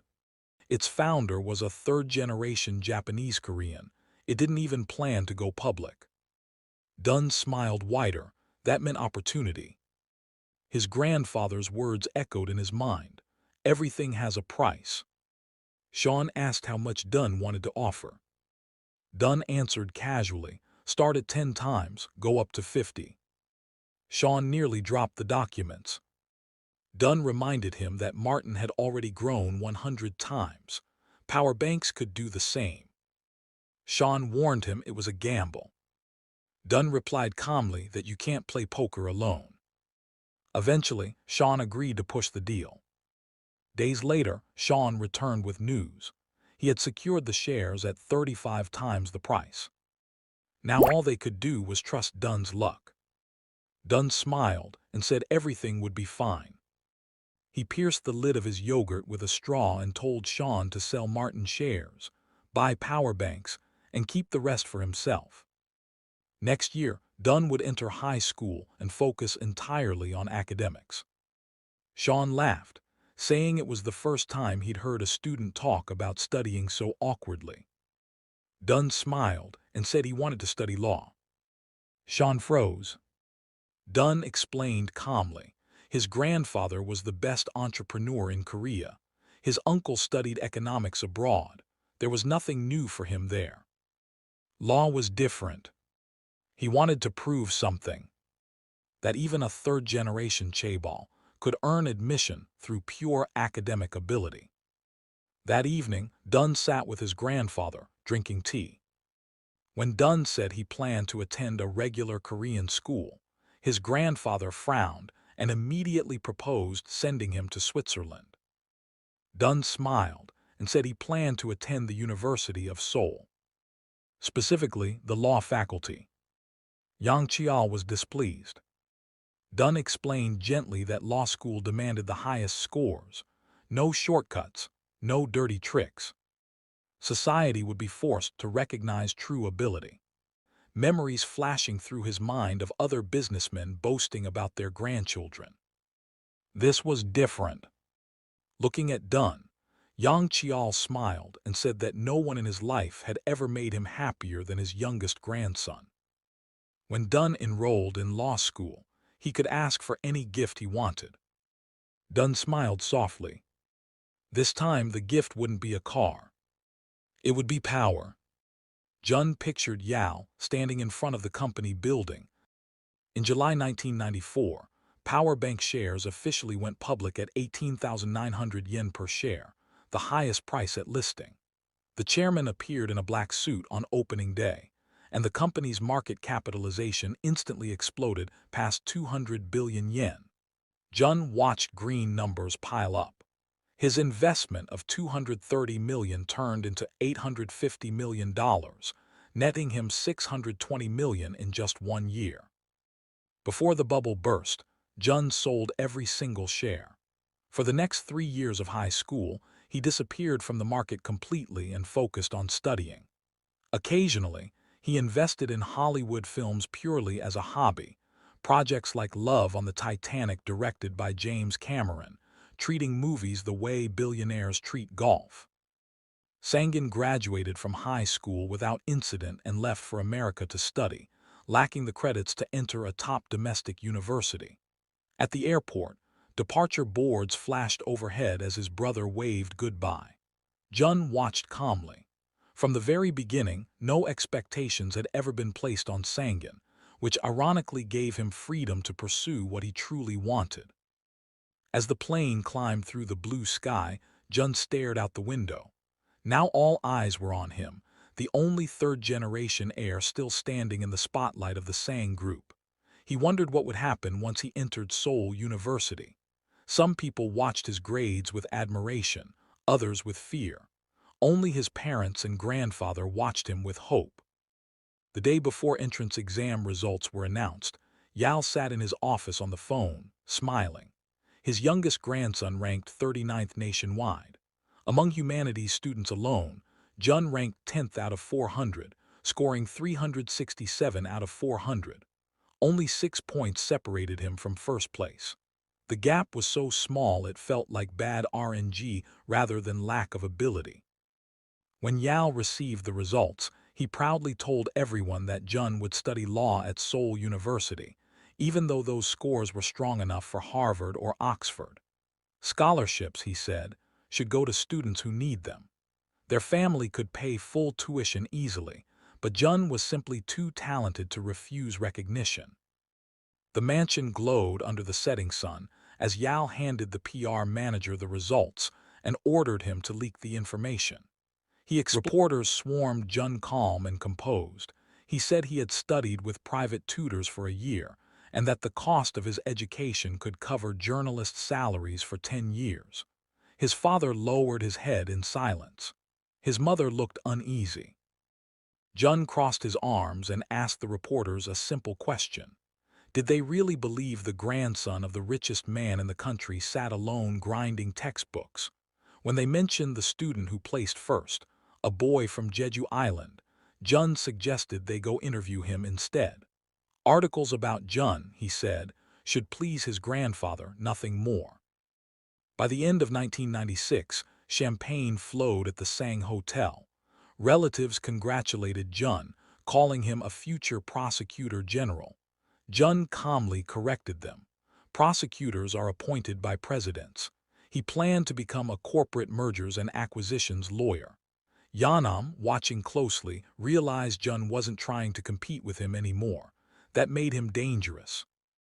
Later that night, Yanam offered to take Jun somewhere fun. The car drove into a private villa. An employee rushed forward, apologizing. Yanam exploded, striking him for failing to bring a popular actress. Jun watched silently, reminded of scenes from his past life. When Jun told Yanam to stop, the room froze. Yanam forced a smile, dismissed the employee, and pretended nothing happened. Jun saw through it. Power made people ugly when no one was watching. Over drinks, Yanam spoke about loyalty. Employees, he said, only pretend to be loyal. Blood relatives are different. Brothers share everything. Jun drank quietly, knowing the truth. In his past life, this same cousin sent his own brother to prison over money. Loyalty didn't exist here. Only timing did. The man looked at his cousin kindly, smiled, and said he didn't care whether Jun became a prosecutor or a lawyer. Jun looked at him in surprise. Yanam grinned and said that if Jun stood on his side and helped him, he would make him the second most powerful person in the entire corporation. Jun pressed his lips together and studied his cousin carefully. Yanam closed his eyes, shook his head, and said Jun was the only person in the family with real potential. Everyone else was incompetent. Even if they magically matured overnight, they still lacked what it took to run a business. Jun stared at him silently as Yanam continued, saying Jun was different and that someone with his brain should be used properly. Jun narrowed his eyes. He wasn't sure if Yanam was trying to control him or genuinely wanted him as an advisor. Before he could answer, someone called Yanam's name. Two women stood at the doorway, smiling, one of them waving and joking that it felt like forever since their last meeting. Yanam greeted them cheerfully. Jun recognized them instantly. Celebrities, the kind you see on TV every weekend. Jun stood up, apologized for leaving early, said he was tired and wished them a good time. Yanam didn't stop him. Jun stepped onto the porch, loosened his tie, inhaled deeply and exhaled slowly. His indifferent expression returned. It was the first time he had really drunk alcohol since his rebirth, and he had nearly overdone it. The cold night air helped. The driver was asleep in the car, a faint bruise still visible on his face. Jun studied him through the glass. When Jun got in, the man woke up in panic, apologizing repeatedly. Jun told him it was fine and apologized instead for making him wait. As the car drove off, Jun rested his head on his hand and asked if the man worked in the strategic planning office. The driver stiffened in shock. Jun calmly explained there were two groups there: elite families who actually planned strategy and the others who ran errands and cleaned up messes. Jun said the driver belonged to the second group. The man's grip tightened on the wheel. Jun told him quietly that he understood that humiliation because he had lived that life once too. Then Jun smiled and said something unexpected. The driver was luckier than those so-called elites. Jun explained that his grandfather was nearly 80. When he was gone, the chairman's children would tear each other apart like animals fighting over meat. Information would become more valuable than loyalty. People would pay fortunes for secrets. In the long run, someone like the driver could make far more money than the polished fools upstairs. The driver demanded to know why Jun was telling him this.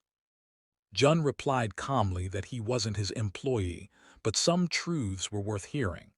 Then he closed his eyes, told the man to wake him when they arrived, and casually called him bro. The city lights passed outside as Jun imagined the future.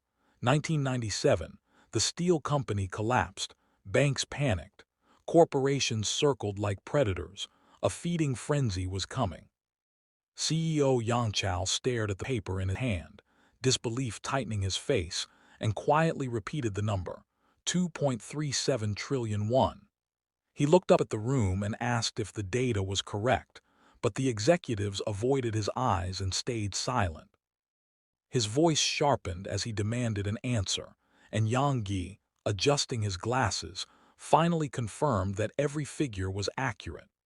Yang Chao looked back at the paper and said that if this was true, then Dehan Group would open bidding around that amount. He added that Dehan had far more experience in steel than Sang, meaning the real question was where they should even start bidding. The room stayed silent, heads lowered, until Yang Chao turned sharply toward his grandson and asked what he thought. Yang Jun met his gaze and answered without hesitation, 1.8 trillion won. Yang Chao's eyes widened as he demanded an explanation, and Yang Jun calmly replied that this was the absolute maximum they could afford. Yang Chao leaned back and said bluntly that if that was the case, then Dehan would win. Yang Jun spread his hands and said there was no point burning everything, because if this became a contest of money alone, they had no chance. Yang Chao tapped his cheek and reminded him this was an open auction, asking what exactly he was proposing. Yang Jun replied that they should emphasize how Siyang acquiring hand steel would benefit the entire economy. He pointed out that Dehan planned, so acquiring another wouldn't change much. Yang Gi watched him closely as Yang Chao crossed his arms and ordered a report explaining the economic impact of Siyang's purchase. He stressed that it needed to be written well enough to move people's heart and gave them 1 week. Then he asked if everyone agreed on 1.8 trillion, or if anyone had another idea. A voice suggested 2.5 trillion won. Yang Yi shot the speaker a hostile look as Yang Chao calmly asked him to explain. The man introduced himself as Zhang Chao, president of Sang Construction, and said the consortium didn't care who acquired hand steel. The government would support whoever won, meaning they would need to pay more to avoid controversy. When Yang Chao asked where the extra money would come from, Zhang Chao waved it off, saying they could use land slated for apartments as collateral and borrow 700 billion won. Yang Chao frowned and asked how they planned to repay that loan without selling apartments. Zhang Chao narrowed his eyes and said he would resolve everything during construction, so the chairman had nothing to worry about. Yang Chao studied him and realized this answer came closest to reality. Zhang Chao had offered a solution and taken full responsibility, leaving the chairman clean if things went wrong. Smiling slightly, Yang Chao joked about how casually Zhang Chao talked about 700 billion, asking how much he'd already embezzled. Zhang Chao hurriedly denied it as the meeting dissolved. Later, reviewing documents, Yang Chao said Dehan was expected to bid 3 trillion won and scoffed that their CEO wasn't the type to bluff.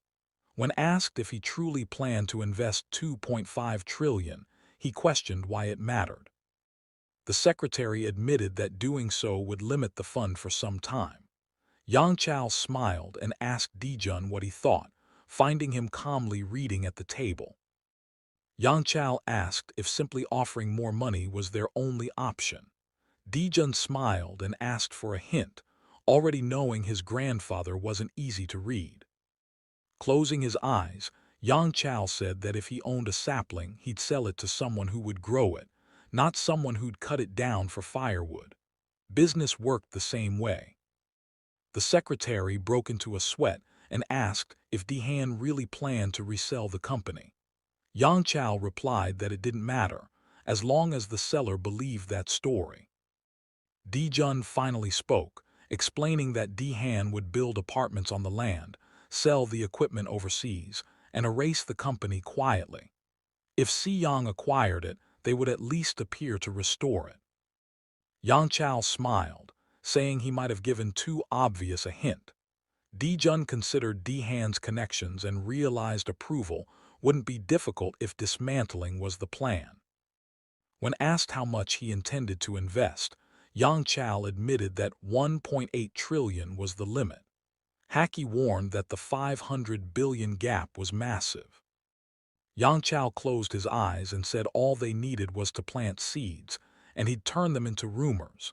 Dijun immediately understood, imagining headlines, protests, and pressure. Yang Chao ordered him to closely observe how he used government allies. Then his tone softened, reminding Dijun that orientation started tomorrow and advising him to build loyalty early. Dijun closed his book, said he understood, and was told a capable man was waiting outside to follow his instructions. Smiling, he thanked his grandfather and headed out. Outside, lights still burned in the windows as a man by the car bowed and handed him a card.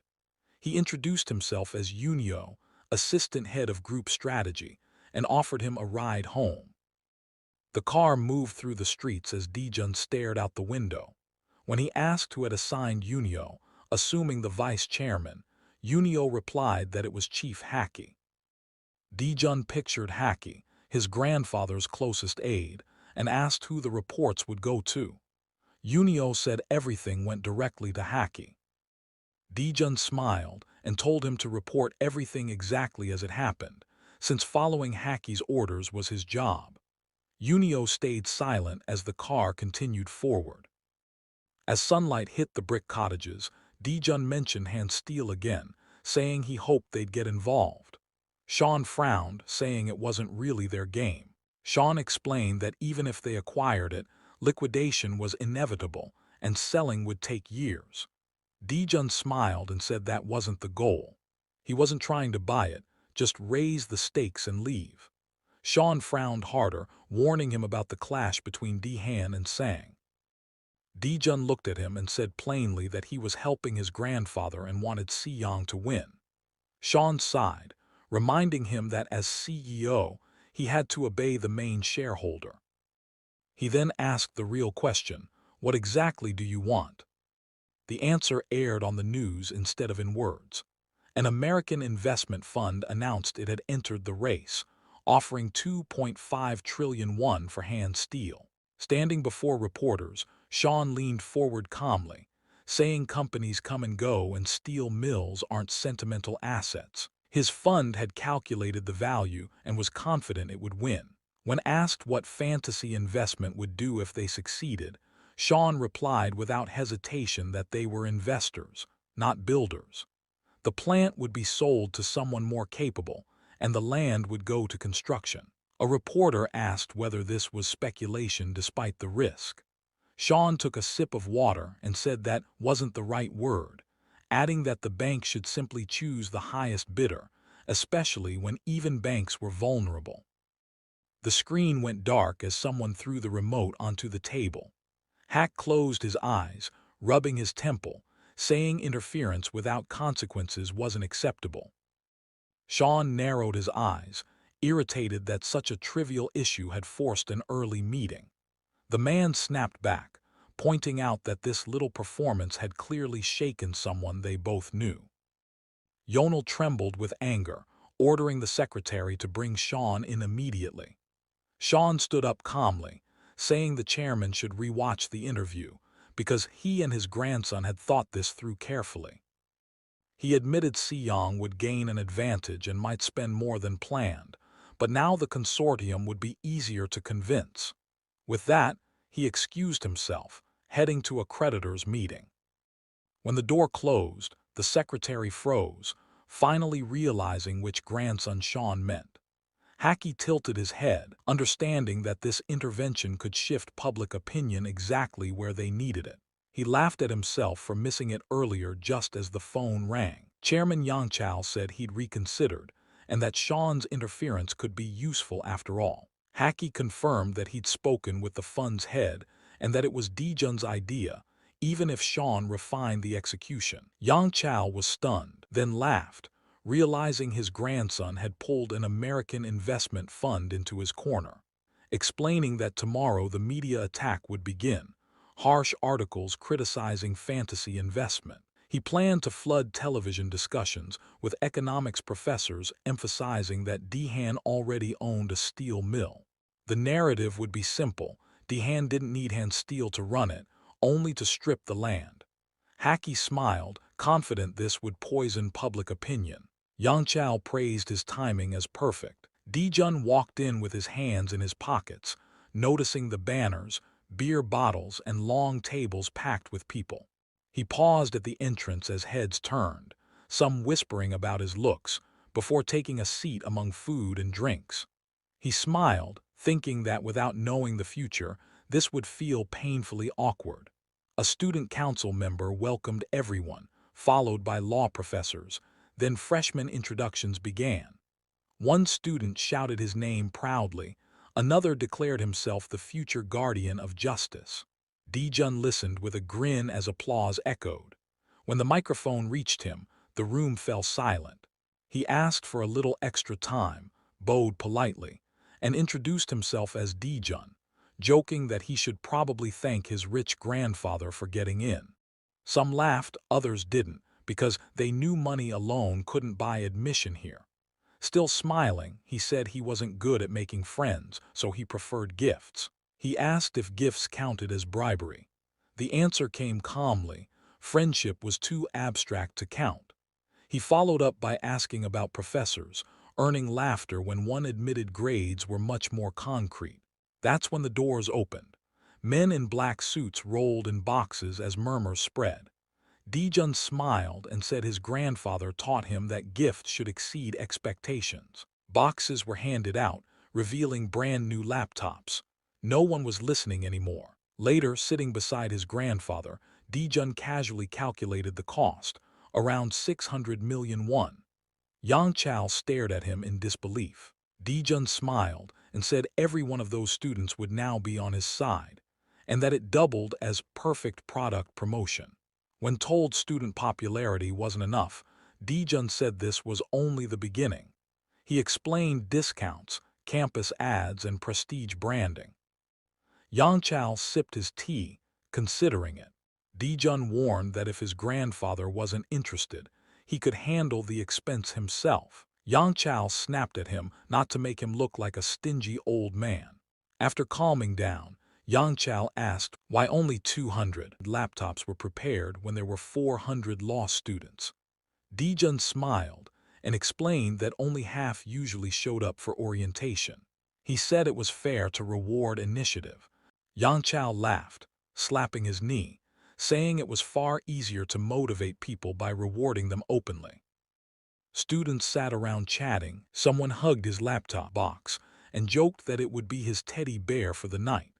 Some had already unboxed theirs and were exploring it. Someone slipped him a folded note. Yunio whispered that these were the names of students who refused the gift. Dijun smiled, thinking those people would need closer attention. Campus life moved on as April warmed the air.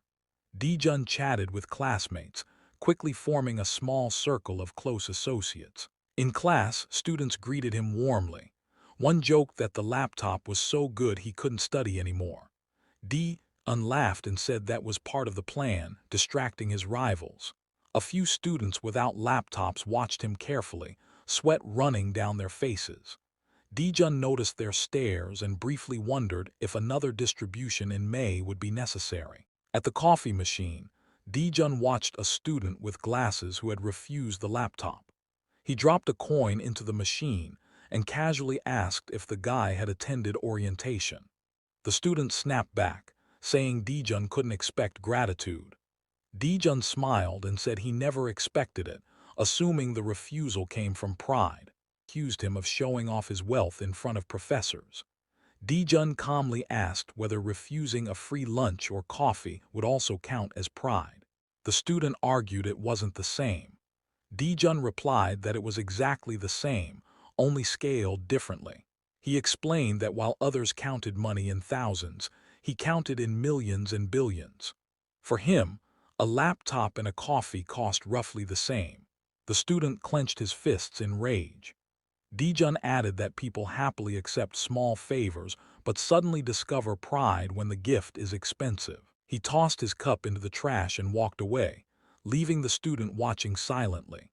Later, sitting on a bench under the sun, Dijun listened to his friends and rubbed his neck, disappointed that every student who refused the gift reacted the same way. As he stood, a fair-haired guy in a tracksuit approached him and bluntly said that even if seniors claimed it wasn't a bribe, that was exactly what it was. Dijun's eyes widened in surprise because this man's name was also on the list. He asked calmly why he thought it was a bribe, and the student sat beside him on the bench, explaining that bribes are paid in advance while gifts are given as thanks for services already rendered. Dijun reminded him that he wasn't a government official and hadn't been asked for anything. The student smiled and said bribes are often given years before the favor is ever requested. Dijun narrowed his eyes, snorted softly, and watched a bead of sweat roll down the man's face. The student asked whether his grandfather taught him tricks like this. Dijun replied that being the youngest meant the chairman rarely paid attention to him, but his older cousins taught him plenty of useful things. The fair-haired guy studied him and suggested that Dijun must be the least successful member of the Sang group family.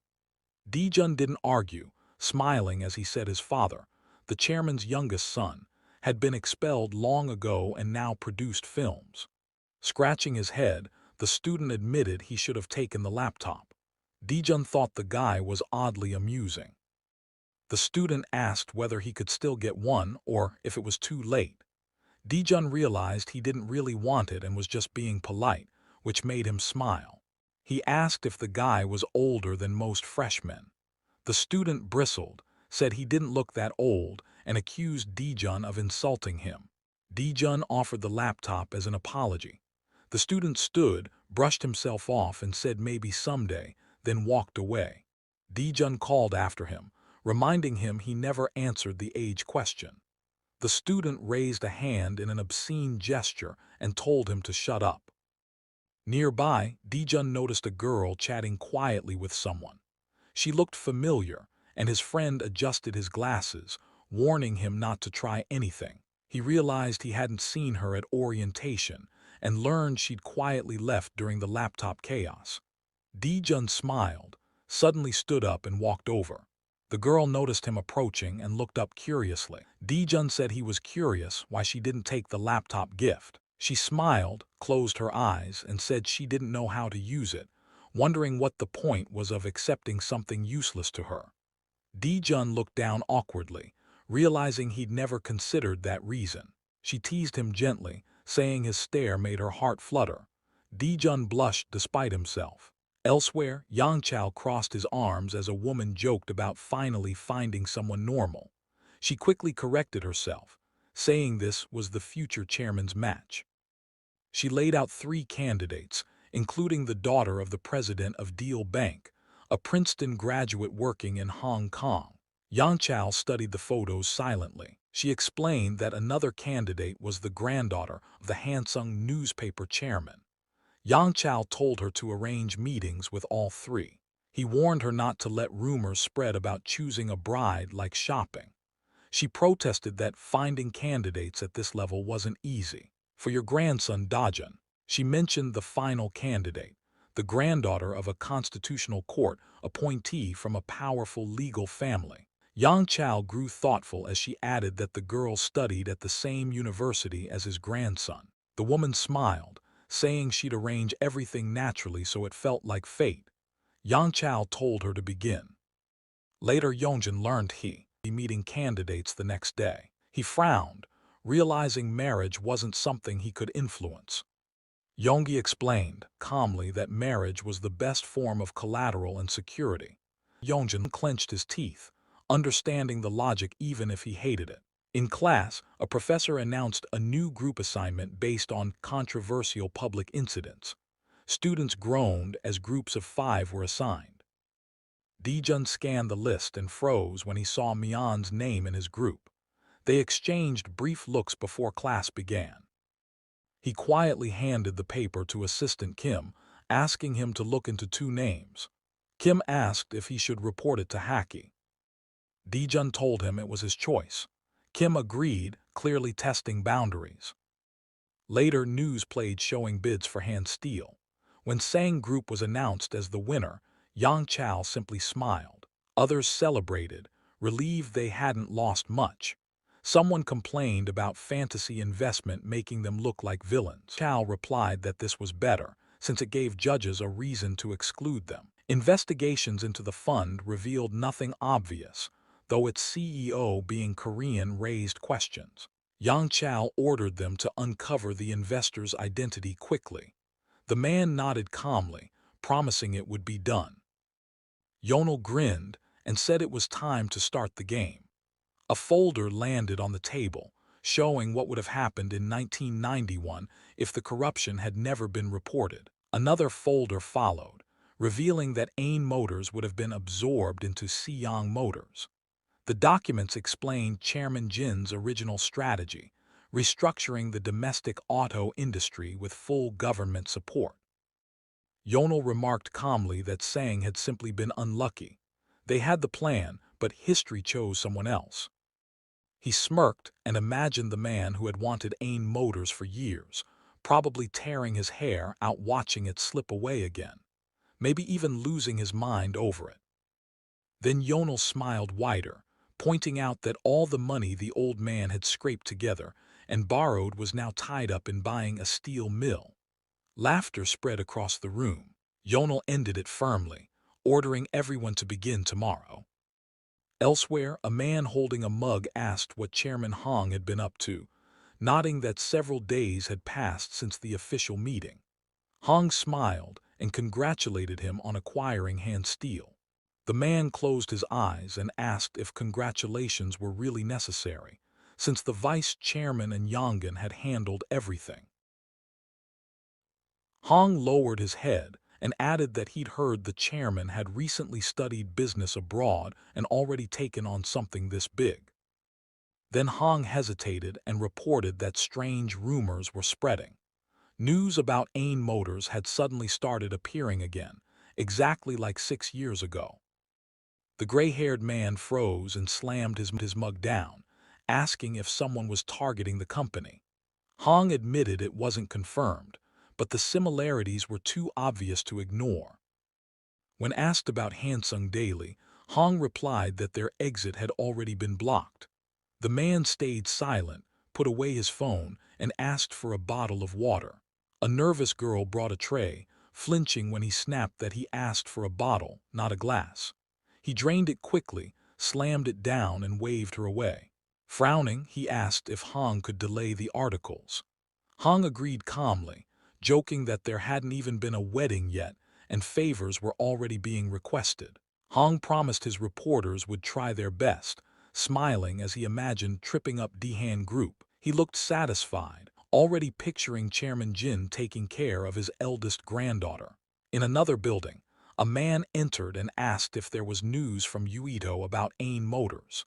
Jae-jun looked at him over his drink. Sean wondered aloud whether he even had time for university when the country was this unstable. He asked if he was worried about the Southeast Asian financial crisis or planning to exchange regional currency for dollars. Dejun asked why he would do that. Sean believed the crisis was inevitable. Smirking, Dejun hinted that Southeast Asia was already hell. By April, 4 Korean conglomerates had collapsed, while the Asian dragons were still standing tall. Sean frowned when asked whether preparing for a typhoon was really so wrong. He closed his eyes, realizing Dejun was closely tracking global financial flows. Sean revealed rumors that Dehan was targeting Ain Motors. Its finances were already at rock bottom, and a little pressure would suffocate it completely. Dejun realized history hadn't changed.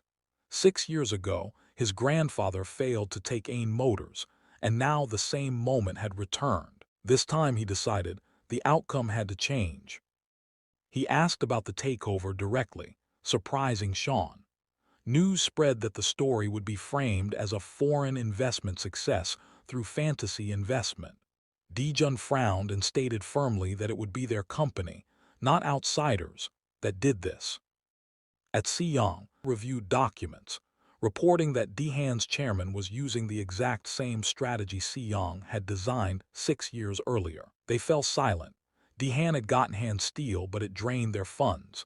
Ain Motors was now too expensive. When asked if this was part of the plan, Yao crossed his arms and said there was nothing they could do now. If Dehan took Ain Motors, Siyang's market share would collapse. Yao demanded action by tomorrow. After the room emptied, Haki asked whether they should sell the 7% stake in Ain Motors held under other names. Yao snapped, accusing him of surrender. Haki replied calmly that if Dehan took control, Ain Motors would go bankrupt anyway. Yao clenched his teeth, saying that without the corruption incident 6 years ago, Ain Motors would already be theirs. He suggested using the shares to stir trouble. Haki said the shares were scattered and needed someone to unify them. When Sean's name came up, the secretary froze. Yao ordered him to give Sean the shares and make him their representative. They also had a reserve fund. This was their chance to pull him back. Haki considered exchanging Fantasy's 100 billion won fund for the 7% stake and smiled, realizing the chairman's instincts were still sharp. Later, Sean leaned against a sofa as Yao explained everything. Dejun noticed how furious his grandfather really was. Yao said he wanted to use the 7% stake to shake the situation by throwing Sean into the front line. He reminded him that Fantasy still had dirty funds available. Sean hesitated, saying there was no reason to buy a company destined to fail. Dejun frowned, sensing there was more left unsaid. Sean finally asked if Dejun truly wanted Ain Motors. Jun confirmed it calmly. Sean warned him that acquiring Ain Motors meant acquiring the entire Ain Group, worth over 14 trillion won. When asked what he would do next, Jun stayed quiet. Sean said rationally they should shut down branches, scrap what was useless, and sell the rest at cost. Jun smiled, saying valuable things should be sold at a higher price. Sean replied that they should sell it to whoever paid even slightly more. Jun thought that answer sounded exactly like a gambler's logic. Sean smiled and suggested saving Ain Motors properly, cutting away the rot first, then applying medicine and feeding it nutrients. Jun looked pleased and asked what came after that. Sean scratched the back of his head, admitting he wasn't confident he could control a massive conglomerate even if they succeeded. Jun calmly told him to reach that point first and worry about control later. Closing his eyes, Sean said the real issue was simple. Even if they rushed into the takeover, the odds of winning were close to zero.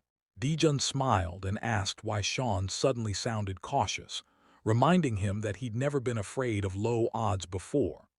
Sean clenched his fist and explained that if Chairman Jin's 7% stake ended up with them, they could finally see inside the company. He reminded Jun that his grandfather was Chairman Jin himself. Jun realized that without Siyang's influence, everything would become far harder. Sean said Jun had enough money to buy Ain Motors, but auctions weren't enough. Power mattered more. Jun thought for a moment and said they needed someone who could influence judges, creditors, and the government. Sean looked at him like a kid asking for a toy. Jun said okay. Sean smiled and laid it out clearly.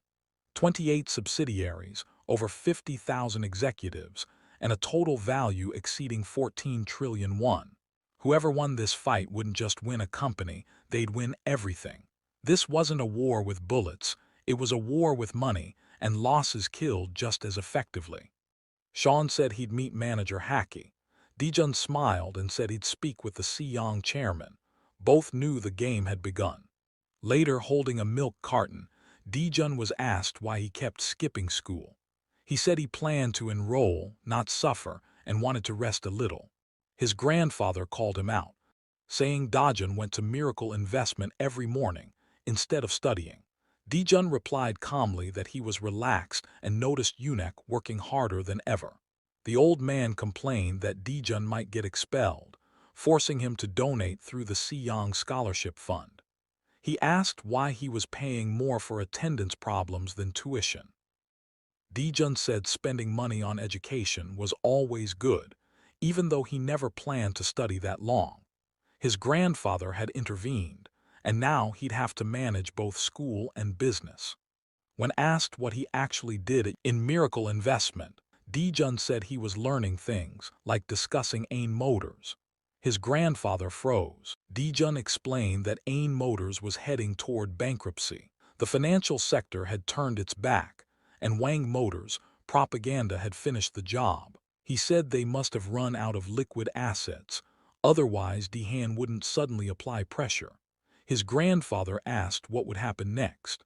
Jun answered calmly that someone would take Ain Motors quickly and forcefully, just like hand steel. Chairman Jin smiled, scoring his answer 80 out of 100. When asked why not full marks, because you did not mention who would take ownership. Jun said because it wasn't clear who would take it yet. Dehan had done this before, hiding its true goal until the final moment. The chairman wondered who else might want Ain Motors. Jun knew he was referring to the Southeast Asian currency crisis. The old man said many conglomerates were already bankrupt, while the rest were hoarding cash. Jun asked if he had a secret weapon. Chairman Jin said the buyer would need power equal to Sang or Dehan, and he was out of money. Jun calmly offered himself as that weapon. The room froze. Jun repeated that he could take over Ain Group. The chairman stared in astonishment, studying the young man carefully. Jun panicked for a second, worrying his grandfather might faint, and quickly asked if he was okay. The old man waved it off, saying he was just surprised, then awkwardly steered the conversation back, asking him to repeat what he had said earlier. Jun didn't hesitate and calmly stated that he could take over the Inc. group. At that, the grandfather bit his lip and scratched the back of his head. Jun immediately jumped up in worry, asking if everything was fine and where his pills were. The chairman shut him down calmly, telling him to stop shouting and that he wasn't old enough to be popping pills yet. Chairman Jin then told his grandson not to joke around and said that to celebrate entering university, he didn't want a car but Ain Motors instead. Jun replied without missing a beat that he would buy it with his own money. The grandfather frowned and asked how much he thought it would take to buy the company back. Jun seriously countered, asking how much the chairman himself would pay if he were in his place. The chairman paused, thinking it over, then decided not to answer. In that moment, he suddenly understood and burst out laughing, calling his grandson an impudent brat. Jun grinned, realizing his grandfather had caught on. He had asked that question first for a reason. Before making a move, a true leader must hear the opinion of his rival. That was a lesson his grandfather himself had taught him. Jun's expression hardened, then softened into a confident smile. The chairman ordered him to speak first, reminding him that he was still in charge and that his grandson was trying to play tricks right under his nose. Jun estimated Ain Motors at 15 trillion won, admitting it was rough without full analysis. Jun noticed his grandfather wasn't worried about the numbers, but about what it implied. When Jun casually admitted he had more cash reserves than Sang Group, he smiles and asks whether he should be surprised that his grandson is rich or if the boy wants to be praised. He thought his grandfather would be shocked that he personally surpassed the largest conglomerate in the business world. The chairman only smiles. He raises his hand and says he understands. He says this impudent brat probably just wants to show off, but to ransom Ain Motors he would need at least that much. The young man freezes in surprise. The grandfather admits he was amazed when the boy said he wanted to take over Ain. Chairman Jin's expression turns firm. He says he will not argue. He is curious where his grandson got that much money, but curiosity does not matter. Ain Motors does.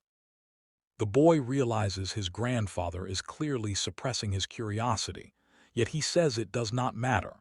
Images of the company building appear as it's explained that countless problems occur inside the Sang Group every single day, yet they remain at the top. This is because they know how to prioritize. Dulling curiosity is a daily necessity. The young man becomes serious and asks what price his grandfather expects. He realizes he too must push curiosity aside and ask what truly matters. Arms crossed, the chairman confidently says he has no idea. He sighs and admits he never planned to buy Ain Motors, so he never checked. But the price is surely very different from 6 years ago. The young man awkwardly asks if his grandfather will help him. Covering his eyes, the old man asks why he even needs Ain Motors and whether it benefits the Sang Group at all. The boy falls silent. The grandfather grows serious. The young man wonders whether he is thinking like a loving grandfather or like the chairman who built an empire with his own hands. Then the chairman proposes an option. He suggests that his grandson becomes the owner of Ain Motors and works with him to merge the companies. The boy is shocked.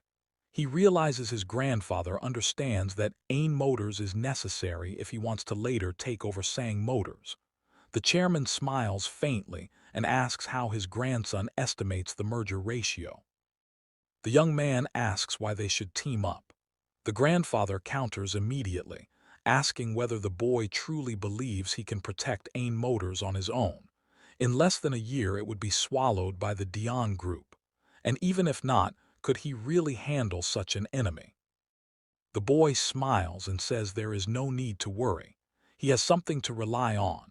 The chairman grows interested and wonders if that is true. He thinks that if his grandson is capable of managing Ain Motors properly, the merger might not even be necessary. The boy wants to warn him not to be so confident but realizes his impudence again. The chairman raises a finger and declares that everyone and everything can be sold. It is only a matter of price.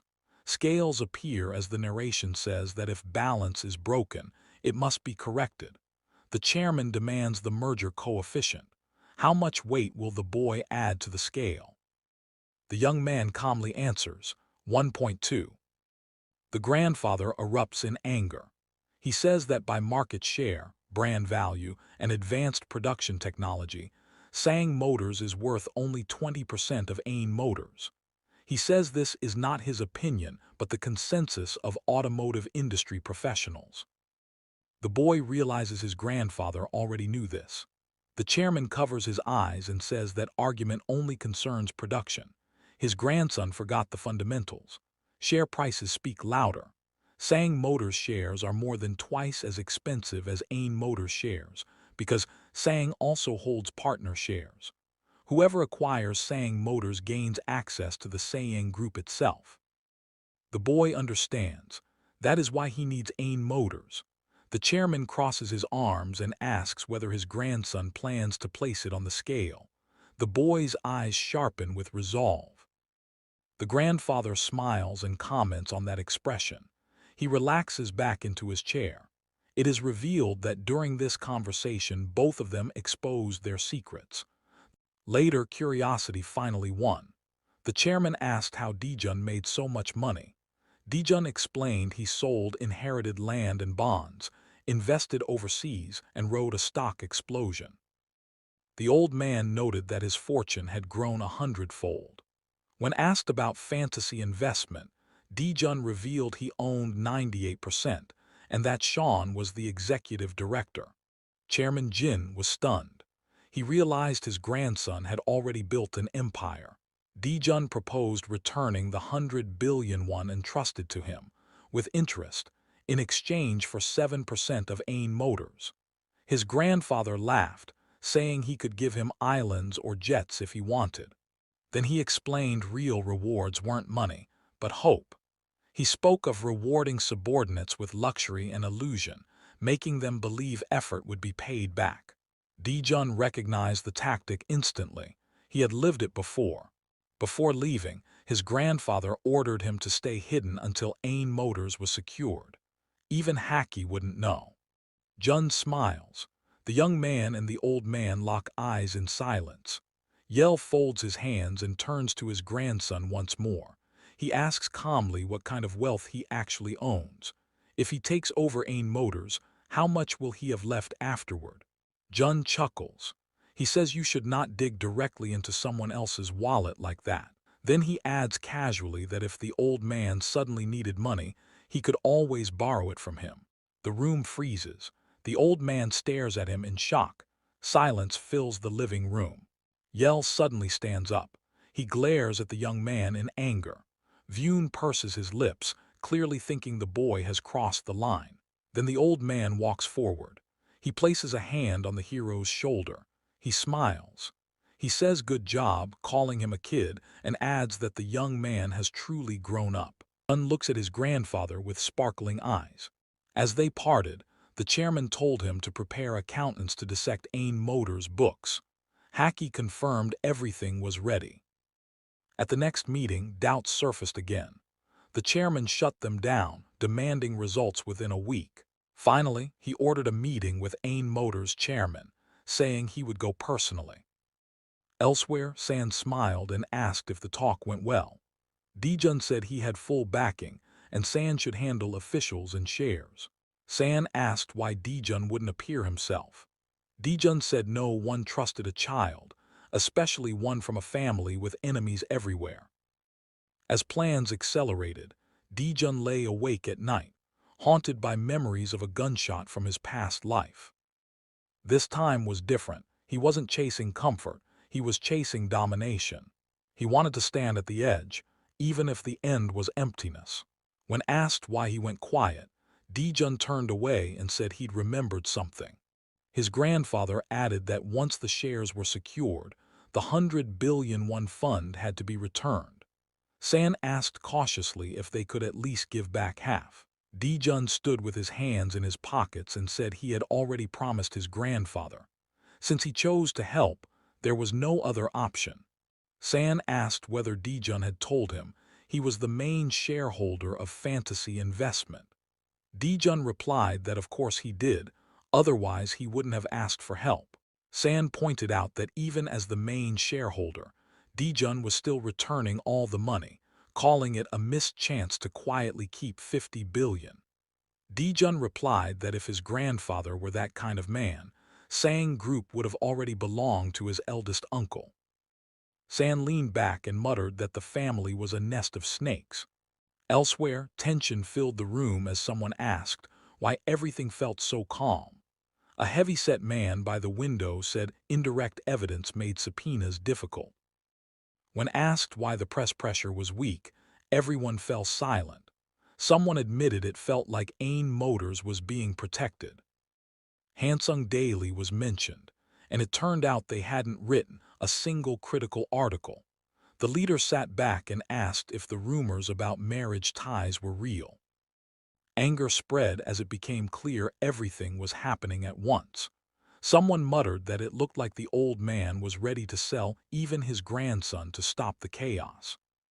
It was announced that Ain Motors had entered a government-led bankruptcy deferral agreement in April 1997. During the grace period, hidden slush funds quietly moved. The true mastermind was Chairman Ain, working through fantasy. At Yang Chao's house, he smiled and asked whether Dijun's capital had really grown 100-fold. Sean felt awkward, knowing it was far more than that, and said it was mostly luck. Yang Chao called him modest and said he wished Sean worked for him. The discussion shifted to the hidden 270 billion won. Once the deferral expired, arrests would follow unless the money was removed first. Yang Chao smiled and asked directly if Sean was being asked to launder money. Sean hesitated but answered honestly. Dijun stepped in and suggested using the funds as retirement money for Ain Motors executives. Yang Chao laughed, saying those people had already prepared for old age. He proposed investing everything through fantasy in America. Sean was stunned, asking if that was really all. Yang Chao nodded, explaining they could legally reinvest the money into Ain Motors as bonuses and incentives. Sean stared, realizing how clean the method was. Dijun noticed that his grandfather had already planned everything, ensuring the money never truly left his control. When Sean suggested executives would demand lump sums, Yang Chao scoffed, saying delaying payments created leverage. Money, he said, was both carrot and stick.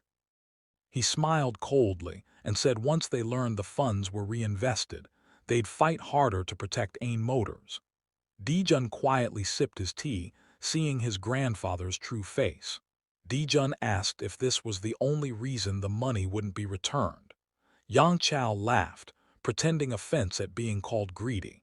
Yang Chao then said Dijun had to convince Mr. Song, while he'd handle the rest. Sean bowed and thanked him before leaving. Left alone, Yang Chao asked Dijun why he'd applied for a sabbatical. Dijun admitted he did it that morning. Yang Chao ordered him to withdraw it immediately. When Dijun protested, the old man shut him down, saying he understood exactly what he was worried about. He explained that avoiding relatives while staying a student wouldn't work forever. When the fight began, titles wouldn't protect him. Yang Chao warned that Sang Group wasn't a playground and real power lay with branch presidents. If they backed the uncle, the group would split instantly. Dijun imagined that moment clearly. Once investigations started, power wouldn't pass to a student but to his uncle. He finally nodded and said he'd do everything his grandfather wanted. Yang Chao smiled, sensing where his grandson's loyalty lay. Later, riding in a green car, the driver said quietly that they were being followed. Dijun felt a chill and asked how long. The driver wasn't sure, but said Commander Shin had warned him about rising surveillance. Dijun exhaled and told him to test it. The driver accelerated, widening the gap. Dijun stayed calm, already guessing it was family. Elsewhere, photos of Sang family members filled a screen. Analysts dismissed some as harmless, praised Donggi's growing influence, and criticized Soyun's greed. Then Dijun's photo appeared. The room grew tense as they realized the chairman's second-generation grandson had both access and money. They uncovered his fortune, his ties to fantasy investment, and his unusual privilege of private meetings with the chairman. Even the vice chairman didn't have that access. The room fell silent. Back at a cafe, Dijun asked Kim if he was sure they were being followed. Kim confirmed it. Dijun handed him a thick envelope, telling him to use it when needed. Kim stared, shocked. Dijun said money was a tool, nothing more. If Kim wanted to become someone important, he had to choose his own path first. Kim slipped the money away and followed him without a word. Later, a secretary entered and said they had a guest. Dijun looked up calmly. It was the chairman of Dihan Group. San and the hero exchanged surprised looks. The secretary froze in confusion. San calmly asked her to request a short wait. Dijun said he'd be in the conference room next door and asked to turn on the intercom. San slipped on his jacket, muttering that it wouldn't be good if he was seen since he'd just been on TV. Dijun pulled up his hood and smiled. San smiled back. The chairman stepped inside. The hero walked past him in silence. The chairman turned and watched him leave. San bowed and offered a handshake. The chairman smiled, thanking him for welcoming such an unexpected guest and hoping he wasn't disturbing him. San shook his hand warmly and said there was nowhere in Korea he'd be treated like an intruder. He gestured to the sofa and invited him to sit. The chairman removed his hat and asked how an investment company could seriously aim for Ain Motors. San answered modestly, but the chairman cut him off, saying there was no need for false humility since they were equals now. San asked if rumors really spread that fast.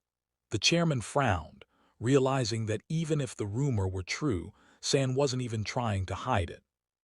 He dismissed the guard and closed the door. The chairman said since San was being open, he would be honest too. He asked what San wanted. San smiled and said he wanted Ain Motors. The chairman raised an eyebrow and asked if an investment firm shouldn't just invest and exit. He told San to name a price to avoid a pointless fight.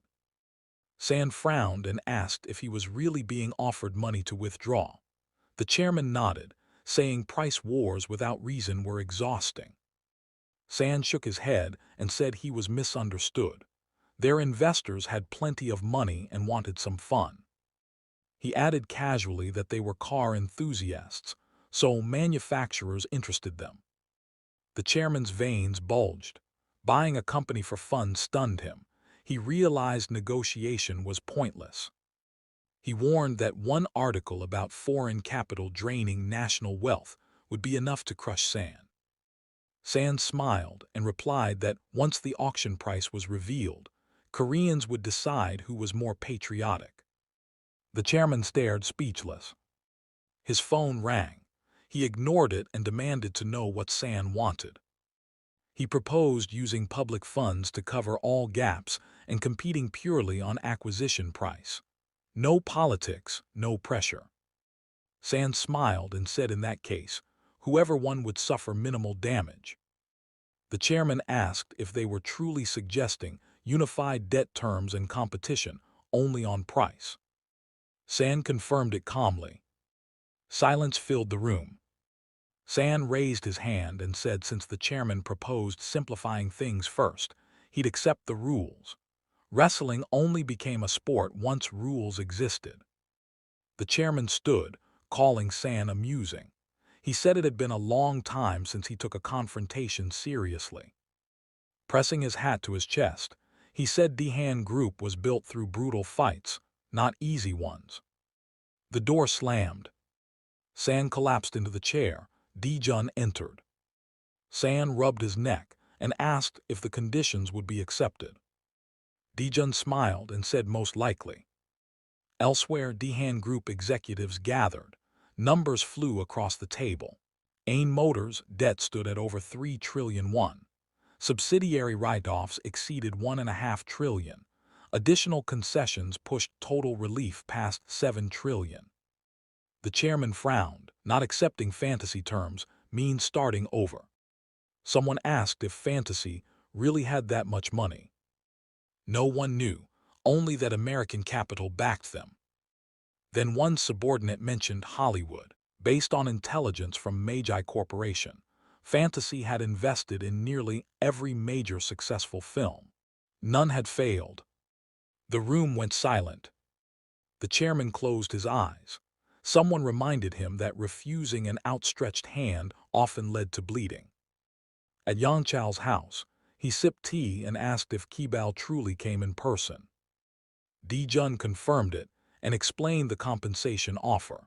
Yang Chao laughed, saying Kibao must be desperate to move first. He asked what Dijun suggested. Dijun said he proposed competing only on acquisition price, while keeping government benefits intact. Yang Chao asked what Kibao said. Dijun quoted him saying he'd take the confrontation seriously. Yang Chao laughed and said the man must have skipped his medicine. He asked what Kibao would do next. Dijun answered that Yang Chao himself would accept. Fixed variables were safer than new ones. Yang Chao smiled. A businessman's greatest fear was uncertainty. He said Dijun had played all his cards, but Kibao hadn't. Now it was time for a wider attack. Media, creditors, government agencies, even the assembly would apply pressure. Dijun asked if Yang Chao could help further. Yang Chao said no. Even helping more would hurt everyone. He explained he'd already stopped Chairman Sun Ai's arrest, and that alone raised suspicion. Dijun realized government pressure had limits. Pulling both sides would tear the system apart. He decided to work something out with San instead. Yang Chao asked if he planned to beg. Dijun smiled and said no, he trusted San. Yang Chao asked if he was certain that there were two people you kept close, those who could do the job and those willing to sacrifice for you. Yang Chao smiled and said such people gather naturally when someone shines. That evening, guests filled the hall. Drinks flowed. A wedding couple stood proudly, a massive diamond on the bride's hand. Dijun watched them, thinking how transactional it all felt. Someone recognized him and shouted that rumors were true. The bride praised Yanan's looks. Dijun congratulated him. Soon Dijun was left chatting with the bride. She praised him openly, calling him the envy of everyone. He was lucky not to inherit responsibility and could simply enjoy life. Dijun smiled awkwardly and said money only mattered if it stayed. She laughed, calling him the chairman's favorite. He joked about receiving only a racing car he couldn't drive. She teased that maybe a bigger gift was coming. Dijun excused himself and left. Later in the restroom, Kim appeared serious. He said something was wrong. Dijun replied, telling him to wait in his car at the parking lot, and he would be back as quickly as possible. In the parking lot, a man joined them. He introduced himself as Shim, where before Shim replied that they had once met at Yanjin Villa. Then he gave the hero a ride home. Dijun opened his eyes in surprise as he remembered the beating in the parking lot. Shim said time was short, so he would get straight to the point. He explained that their department was dealing with the third-generation Kim. Looked anxiously toward the back seat. Shim said that about a month ago, they noticed someone had started following everyone from the third generation. Dijun asked in fear if it was really behind all of them. Shim looked at the hero seriously and said yes, they were not testing the waters, they were simply monitoring his movements. Dijun then asked if Yanjin was being followed too. He explained they were tracking surveillance on all third-generation heirs. Dijun realized it wasn't just him. Shim admitted they lacked power and future. Strategy teams never survived long. They needed a roof. Dijun listened, then calmly said this wasn't loyalty. It was a deal. They worked for him, he paid. Price could be money or a future. Shim agreed without hesitation. Dijun looked out the window and said if they wanted more, they'd have to earn it. Kim swallowed hard. Dijun said that starting tomorrow he'd take taxis instead. The tail had to follow carefully, slow enough not to be exposed. Kim answered immediately that he could handle it. Dijun turned to Shim and said that from now on all reports from the strategy team would come to him first. He'd mark anything sensitive in red before it went upstairs. Shim smiled and said he understood. Dijun added that all expenses were covered. If they needed money for anything personal, they could come to him directly. He made it clear they would never have to worry about money again. The room went silent. Dijun closed his eyes and realized how much he'd gained today, and a clearer picture of who to watch. The TV flickered. A Japanese flag appeared. A news anchor reported that fantasy investments funds were allegedly coming from Japan, and that AIN Motors could become a bridge for Japan's auto industry into Korea. San crossed his arms, teeth clenched. If anti-Japanese sentiment took hold, they'd be finished. They needed a press conference immediately. Dijun replied calmly that articles like this never appeared without a reason. San remembered the smiling old man and realized Dihan Group was playing dirty. At the press conference, cameras flashed. San stated clearly that the rumors were false. Fantasy had made short-term investments in Japan, taken profits, and exited. A journalist asked if the profits stayed in the U.S. San answered that all of it would be reinvested into rebuilding AIN Motors. Another reporter questioned why an investment firm would take on such a risky acquisition. A woman accused them of acting as agents for Japan. San snapped, demanding to know who started the Japan narrative. Behind the cameras, Dijun adjusted his cap. This was exactly the message they needed.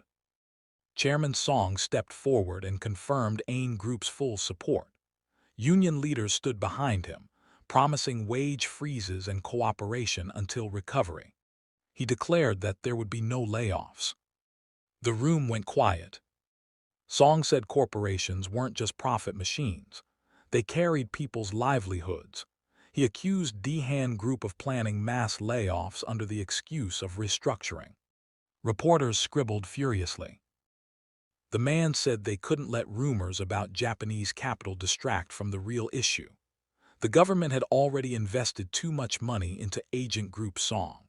With public funds involved, the company had to grow into a full conglomerate, reborn as a national company where management and ownership were separated. As the sky turned pink, he knew the key was speed.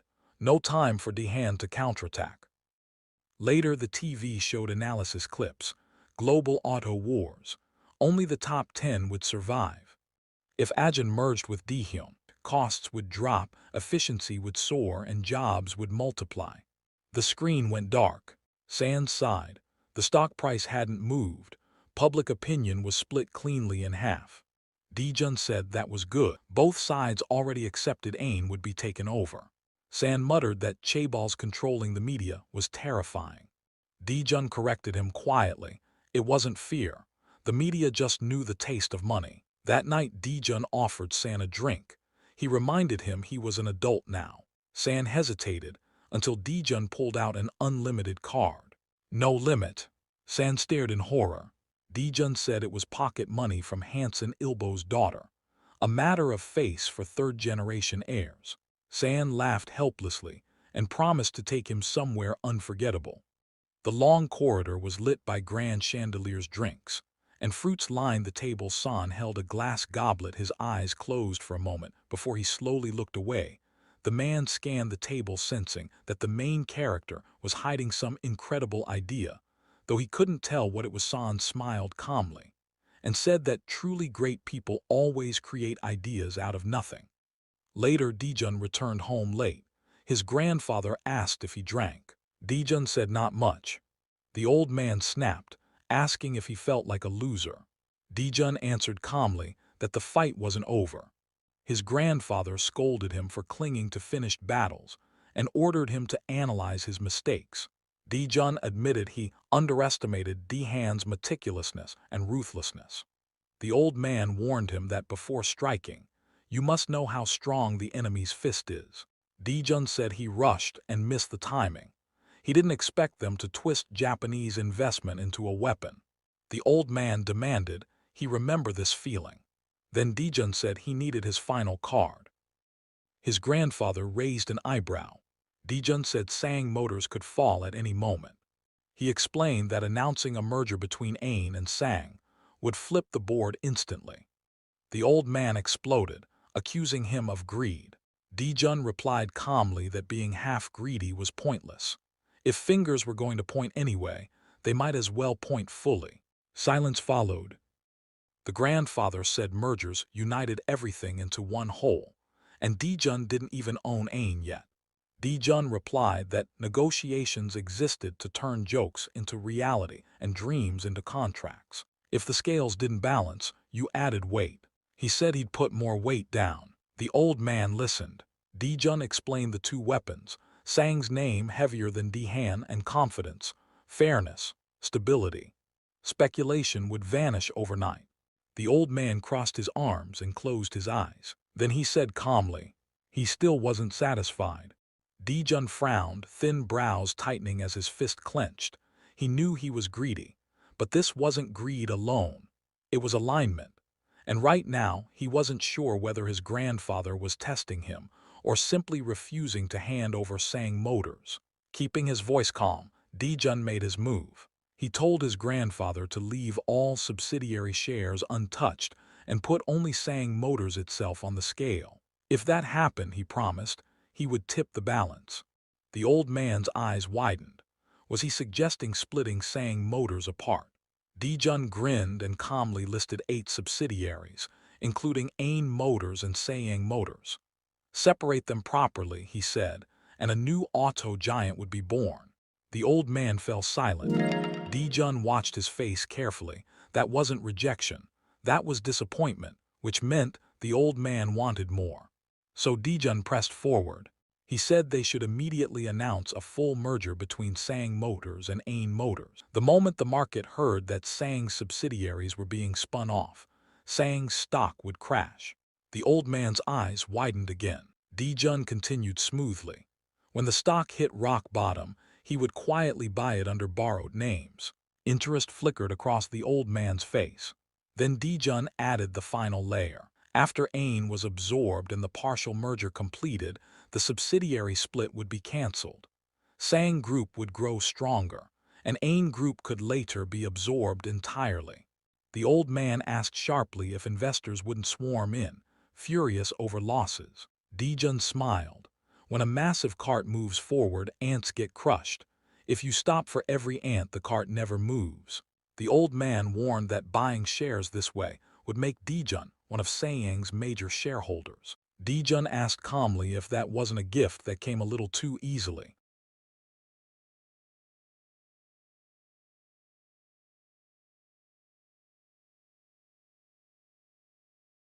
Dijun's lips curled. He'd passed. That same night, Yahello sat stiffly as executives gasped in shock. He announced they would take over Ain Group. Someone warned they had no time and not enough money. Yahello lowered his head and said they'd simply hook their leg onto Dihan's leg as it ran. Confusion rippled through the room. He explained calmly, if Fantasy acquired Ain Group, Sang Motors would merge with Ain Motors. That was his role. Eyes widened. Only Sayang Motors would be separated. It would merge with Ain. A new automobile conglomerate would be born, and Tu would become its first CEO. Sweat beaded on Tu's forehead. He pointed out that regardless of merger ratio, Fantasy Investment would still be the main shareholder. Yahello smiled. Fantasy's CEO had already extended his hand. If Tu hesitated now, he'd become a dog chasing a chicken. The chairman added casually that Tu himself once said he wanted to create a new car company and hand it over fully packaged. Someone tried to argue about Fantasy. Yahello cut it off. They were money players. Packaging would be expensive, very expensive. He told Tu to prepare. In another office, Sean raised his hand. He asked what was so difficult about spinning off Sang Motors and merging it with Ain. Dijun grinned. The merger ratio could wait. If his grandfather didn't yield, the owner would change. Sean snapped, asking what that even meant. Dijun smiled coldly. His grandfather never backed down after mixing blood into his plans. He took everything first, then shared crumbs. Sean fell silent. Dijun stood by the window, hands in his pockets. By the time the buyer was confirmed and the merger began, winter would arrive. A brutal one. Sand Dehan, even the government would be drained. At that point, his grandfather would have no choice. Cameras flashed. Sean announced publicly that Sang Motors would spin off its subsidiaries, merge with Ain Motors, and lead the creation of a specialized automobile corporation. Reporters erupted with questions about fantasy, about leadership, about power. Elsewhere, a remote control smashed against a TV screen. Batteries scattered across the floor.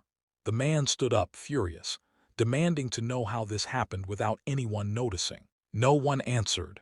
He barked orders, 2 hours, every contact, every cousin, every civil servant, every bank employee. Use every brain available. Under a clear blue sky, a door slammed open. Yi burst in, saying it was impossible. Yanao didn't look up. He calmly poured tea and told him to sit down. And drink. The man stepped forward, fists clenched, demanding to know if his father was really abandoning the automotive industry. What wasn't enough for him anymore? Yang Qiao calmly sipped his tea and said he regretted nothing. He had reviewed every weakness in the company, stacked them together, and made a decision. Yang Yi exploded. He shouted that his father hadn't said a single word to him, that he learned everything from television, that this was a core subsidiary issue. Was this all he deserved as vice president? Yang Qiao looked up, veins bulging with anger. He said President Tu personally delivered the documents with his written decision. Tu was the one who announced the merger. Must have been entertaining, watching Yang Yi's face when those papers were handed over. Yang Yi accused him of treating him like a rag doll. Yang Qiao set the mug down and coldly asked if he was finished. When Yang Yi didn't understand, Yang Qiao smiled faintly and asked whether the visit was only to vent anger. Yang Yi snapped. Yang Qiao slammed his palm on the table and shouted for him to stop. Silence fell. Then Yang Qiao roared that if Yang Yi was ashamed of his vice president's business card, he could leave. Any man in Korea would kill for that card. All Yang Yi did to earn it was be born as his son. He pointed at him and said bluntly that without his bloodline, Yang Yi wouldn't even qualify as an executive director. Yang Yi's lips trembled, tears filled his eyes, he lowered his head. Yang Qiao finally placed a hand on his shoulder. He said calmly that even if Yang Yi wasn't outstanding, this place was still his. All he had to do was think about Sang Group's future and protect it. Nothing more. The old man exhaled heavily, realizing he was consoling a 40-year-old son at 70. Elsewhere, photos lay on a table. Sean, Jun. They'd been seen together days earlier. Someone reported that Jun met Haki and Tu, then left before the others arrived. Another said Hyan rushed to the chairman's house right after the merger announcement. Dongyi smiled dismissively. He said Jun wasn't dangerous, too young, just polish. If the chairman wanted a successor, he'd have sent him to business school. Jun, he said, was just varnish, decoration. Still, they were told to keep watching him, because Sang Motors stock was falling, and smart people were already buying. At dinner, Yanjan leaned forward and asked Jun if he knew about the merger in advance. Jun admitted he found out the day before the announcement. Yanjan demanded how. Jun said Sean asked him to consult their grandfather because Dehan was watching the CEO closely. Meeting directly would have raised alarms.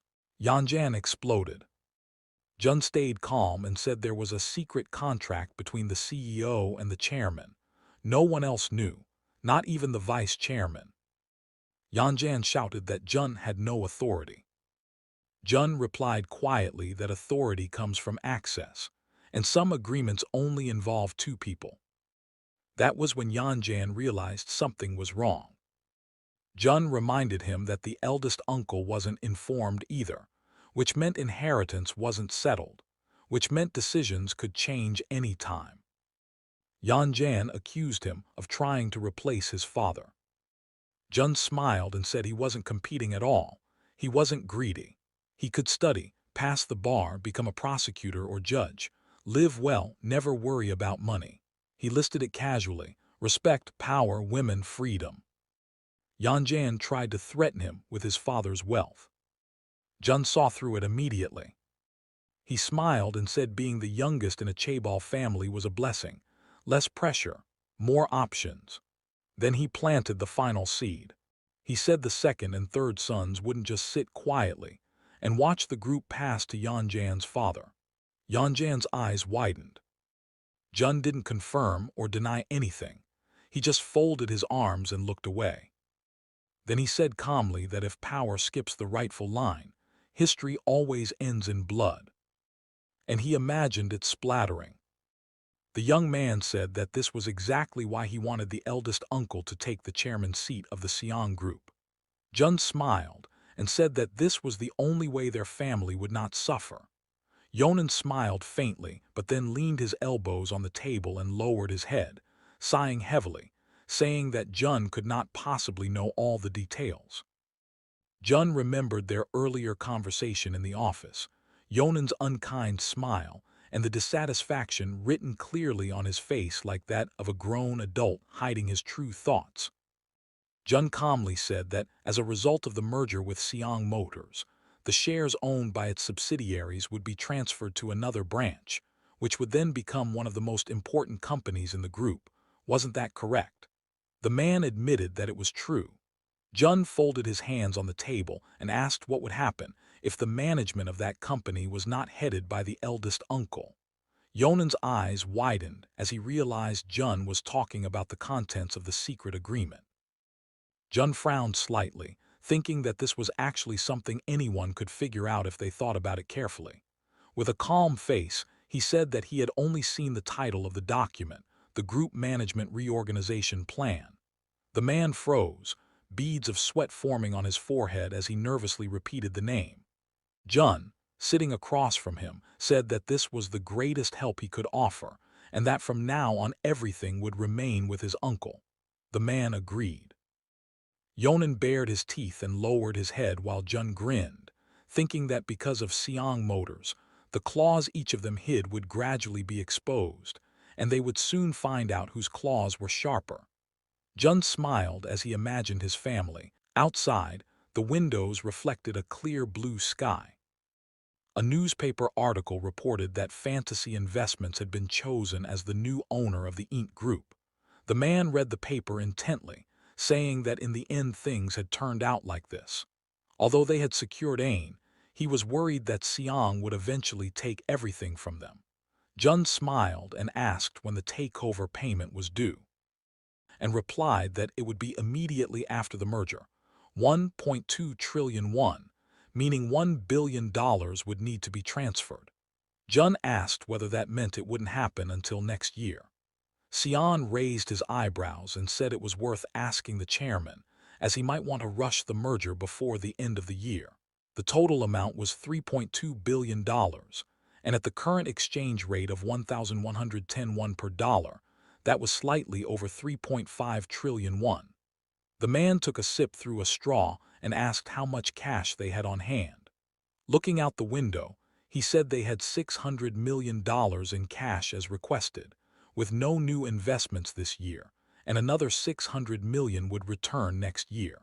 Jun furrowed his brows, calculating that it would be enough, since the money he had invested using his memories had returned more than 100-fold. He wondered what would have happened if instead of him, an ordinary worker reborn as a fund manager from Wall Street, someone like that would probably already be the richest man in the world. His thoughts were interrupted when Sion said he would first transfer $1 billion so they could repay it at any time. Jun raised his head and said there was no need for that yet since they still had to pay by the end of the year. Sion looked at him in surprise and leaned forward, asking if Jun had also noticed how strange the exchange rate growth was.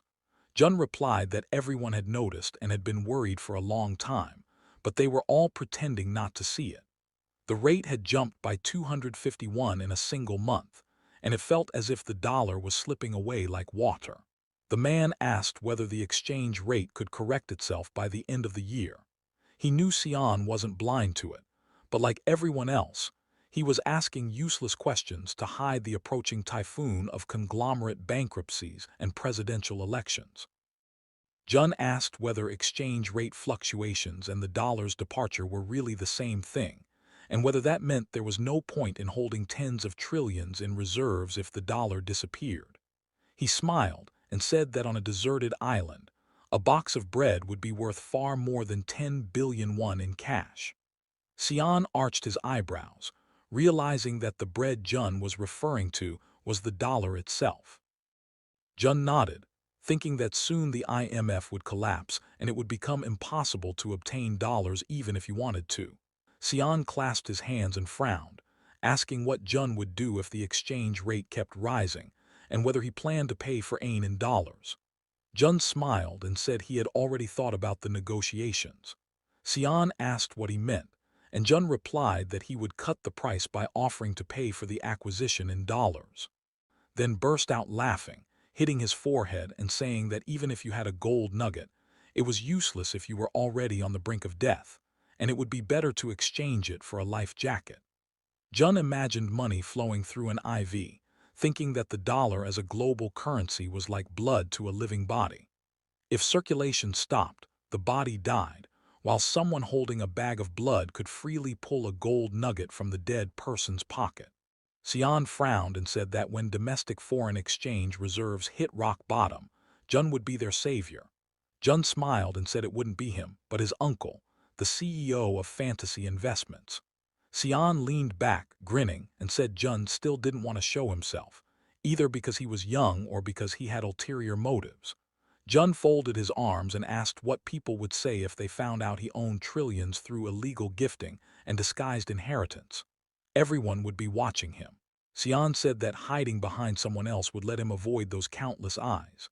Jun nodded, and Xian laughed, saying he would gladly become Jun's horse, letting him pull the reins and crack the whip as he pleased, but there wasn't much time left since he was already 50. 5 years at most, after that Jun would have to run himself or find another horse. Jun stood up in shock, asking if he meant retirement at 55. Xian smiled and said that with that much money, it was more than fair to enjoy life. Jun froze as Xian pointed at him, saying he was giving him 5 years because he saw him more as a nephew than his own blood. Otherwise, he would have already left to live on some secluded island. That night, the Xian group building glowed brightly under the sky. The man asked if it was true, and Jun replied that he had seen it with his own eyes. The man clenched his hand, remembering how his father had patted his shoulder and promised him the chairman's seat while secretly trying to reorganize management behind his back. Yonan froze, eyes wide, and the man cleared his throat, saying that if the merger split, they just needed to survive, since the structure would shake but not collapse.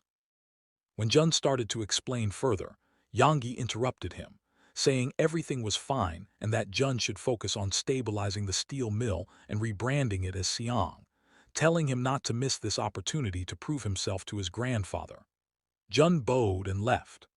Alone, the man grabbed the phone and shouted for everyone from the planning department to gather immediately, then rubbed his eyes, knowing he had to act before his father made another strange decision. Later, Tio entered the office, apologized with a smile for interrupting, and joked that he might finally have time to eat a bowl of rice together. Dongi laughed and invited him to sit, saying he still wasn't sure who would benefit more from Ain and Siang joining, though his father had done a great job. Tio replied that everything had happened so fast it left him confused. Dongi wondered whether the old man would really pretend ignorance to the end, then remarked that since the division had occurred, President Cho was no longer related to Siang, and Tio must be upset. Tio looked at him silently, then asked whether Dongi was serious or testing him. When Dongi insisted it was just idle thought, Tio replied calmly that instead of joining Siang, Ain had simply been absorbed. Realizing his mistake, Dongi broke into a cold sweat.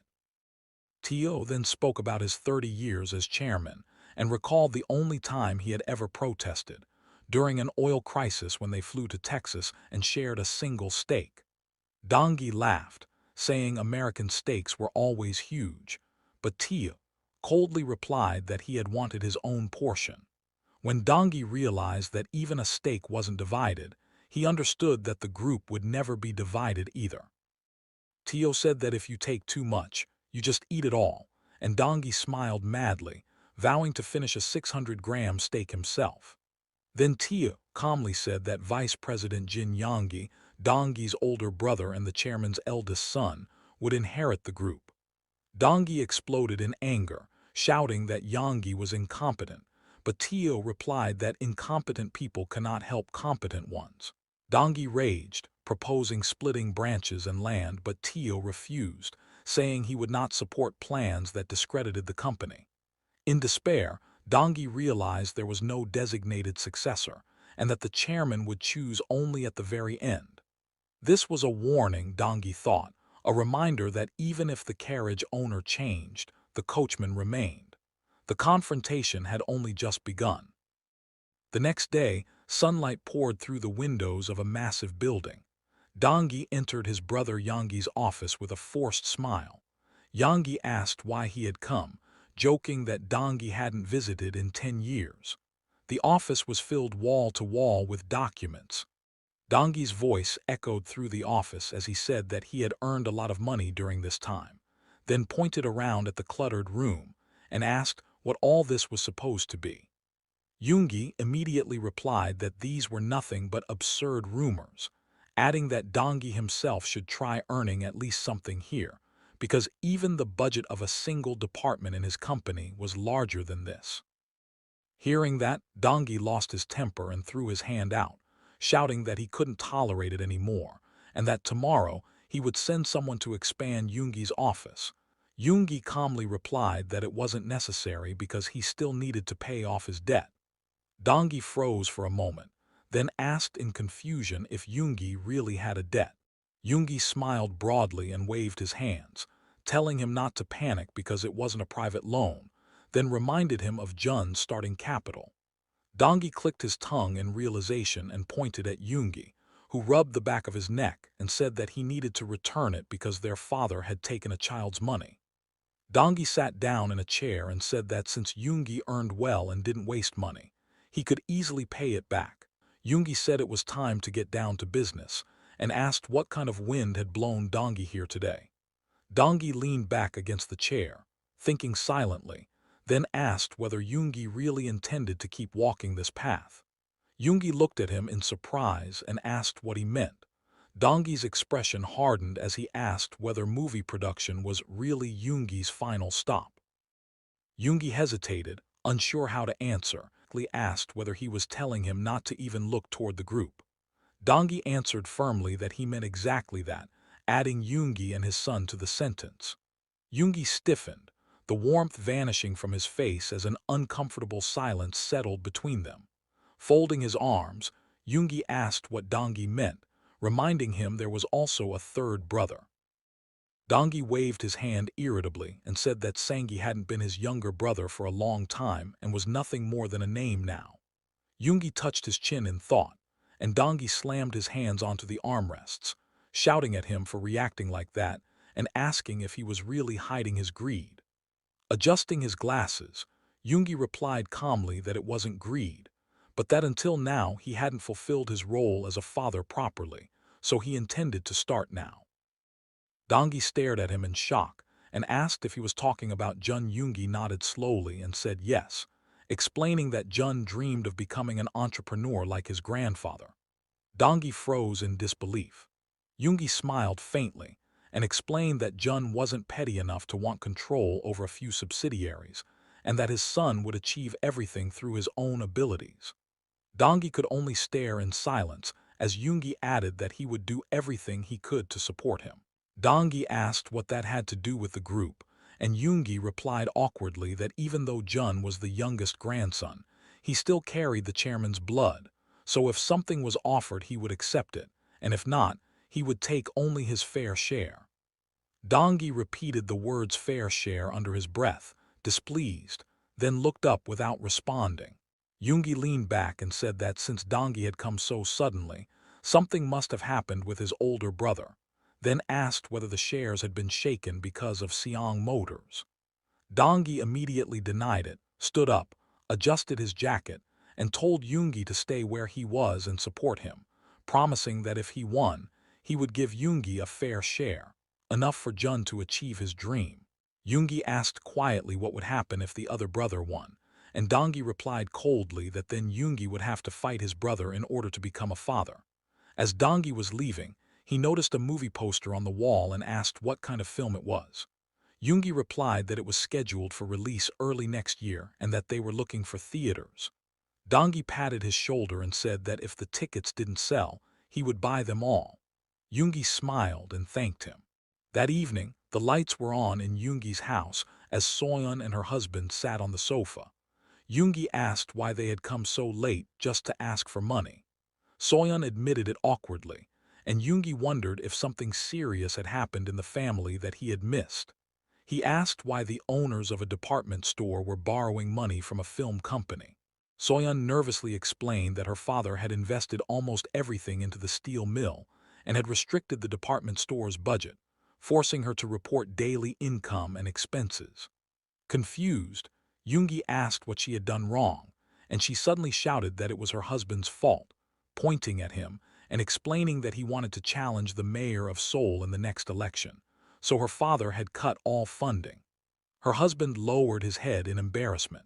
Soyeon then said she heard Yoongi had struck gold with his film and asked if he had received the profits.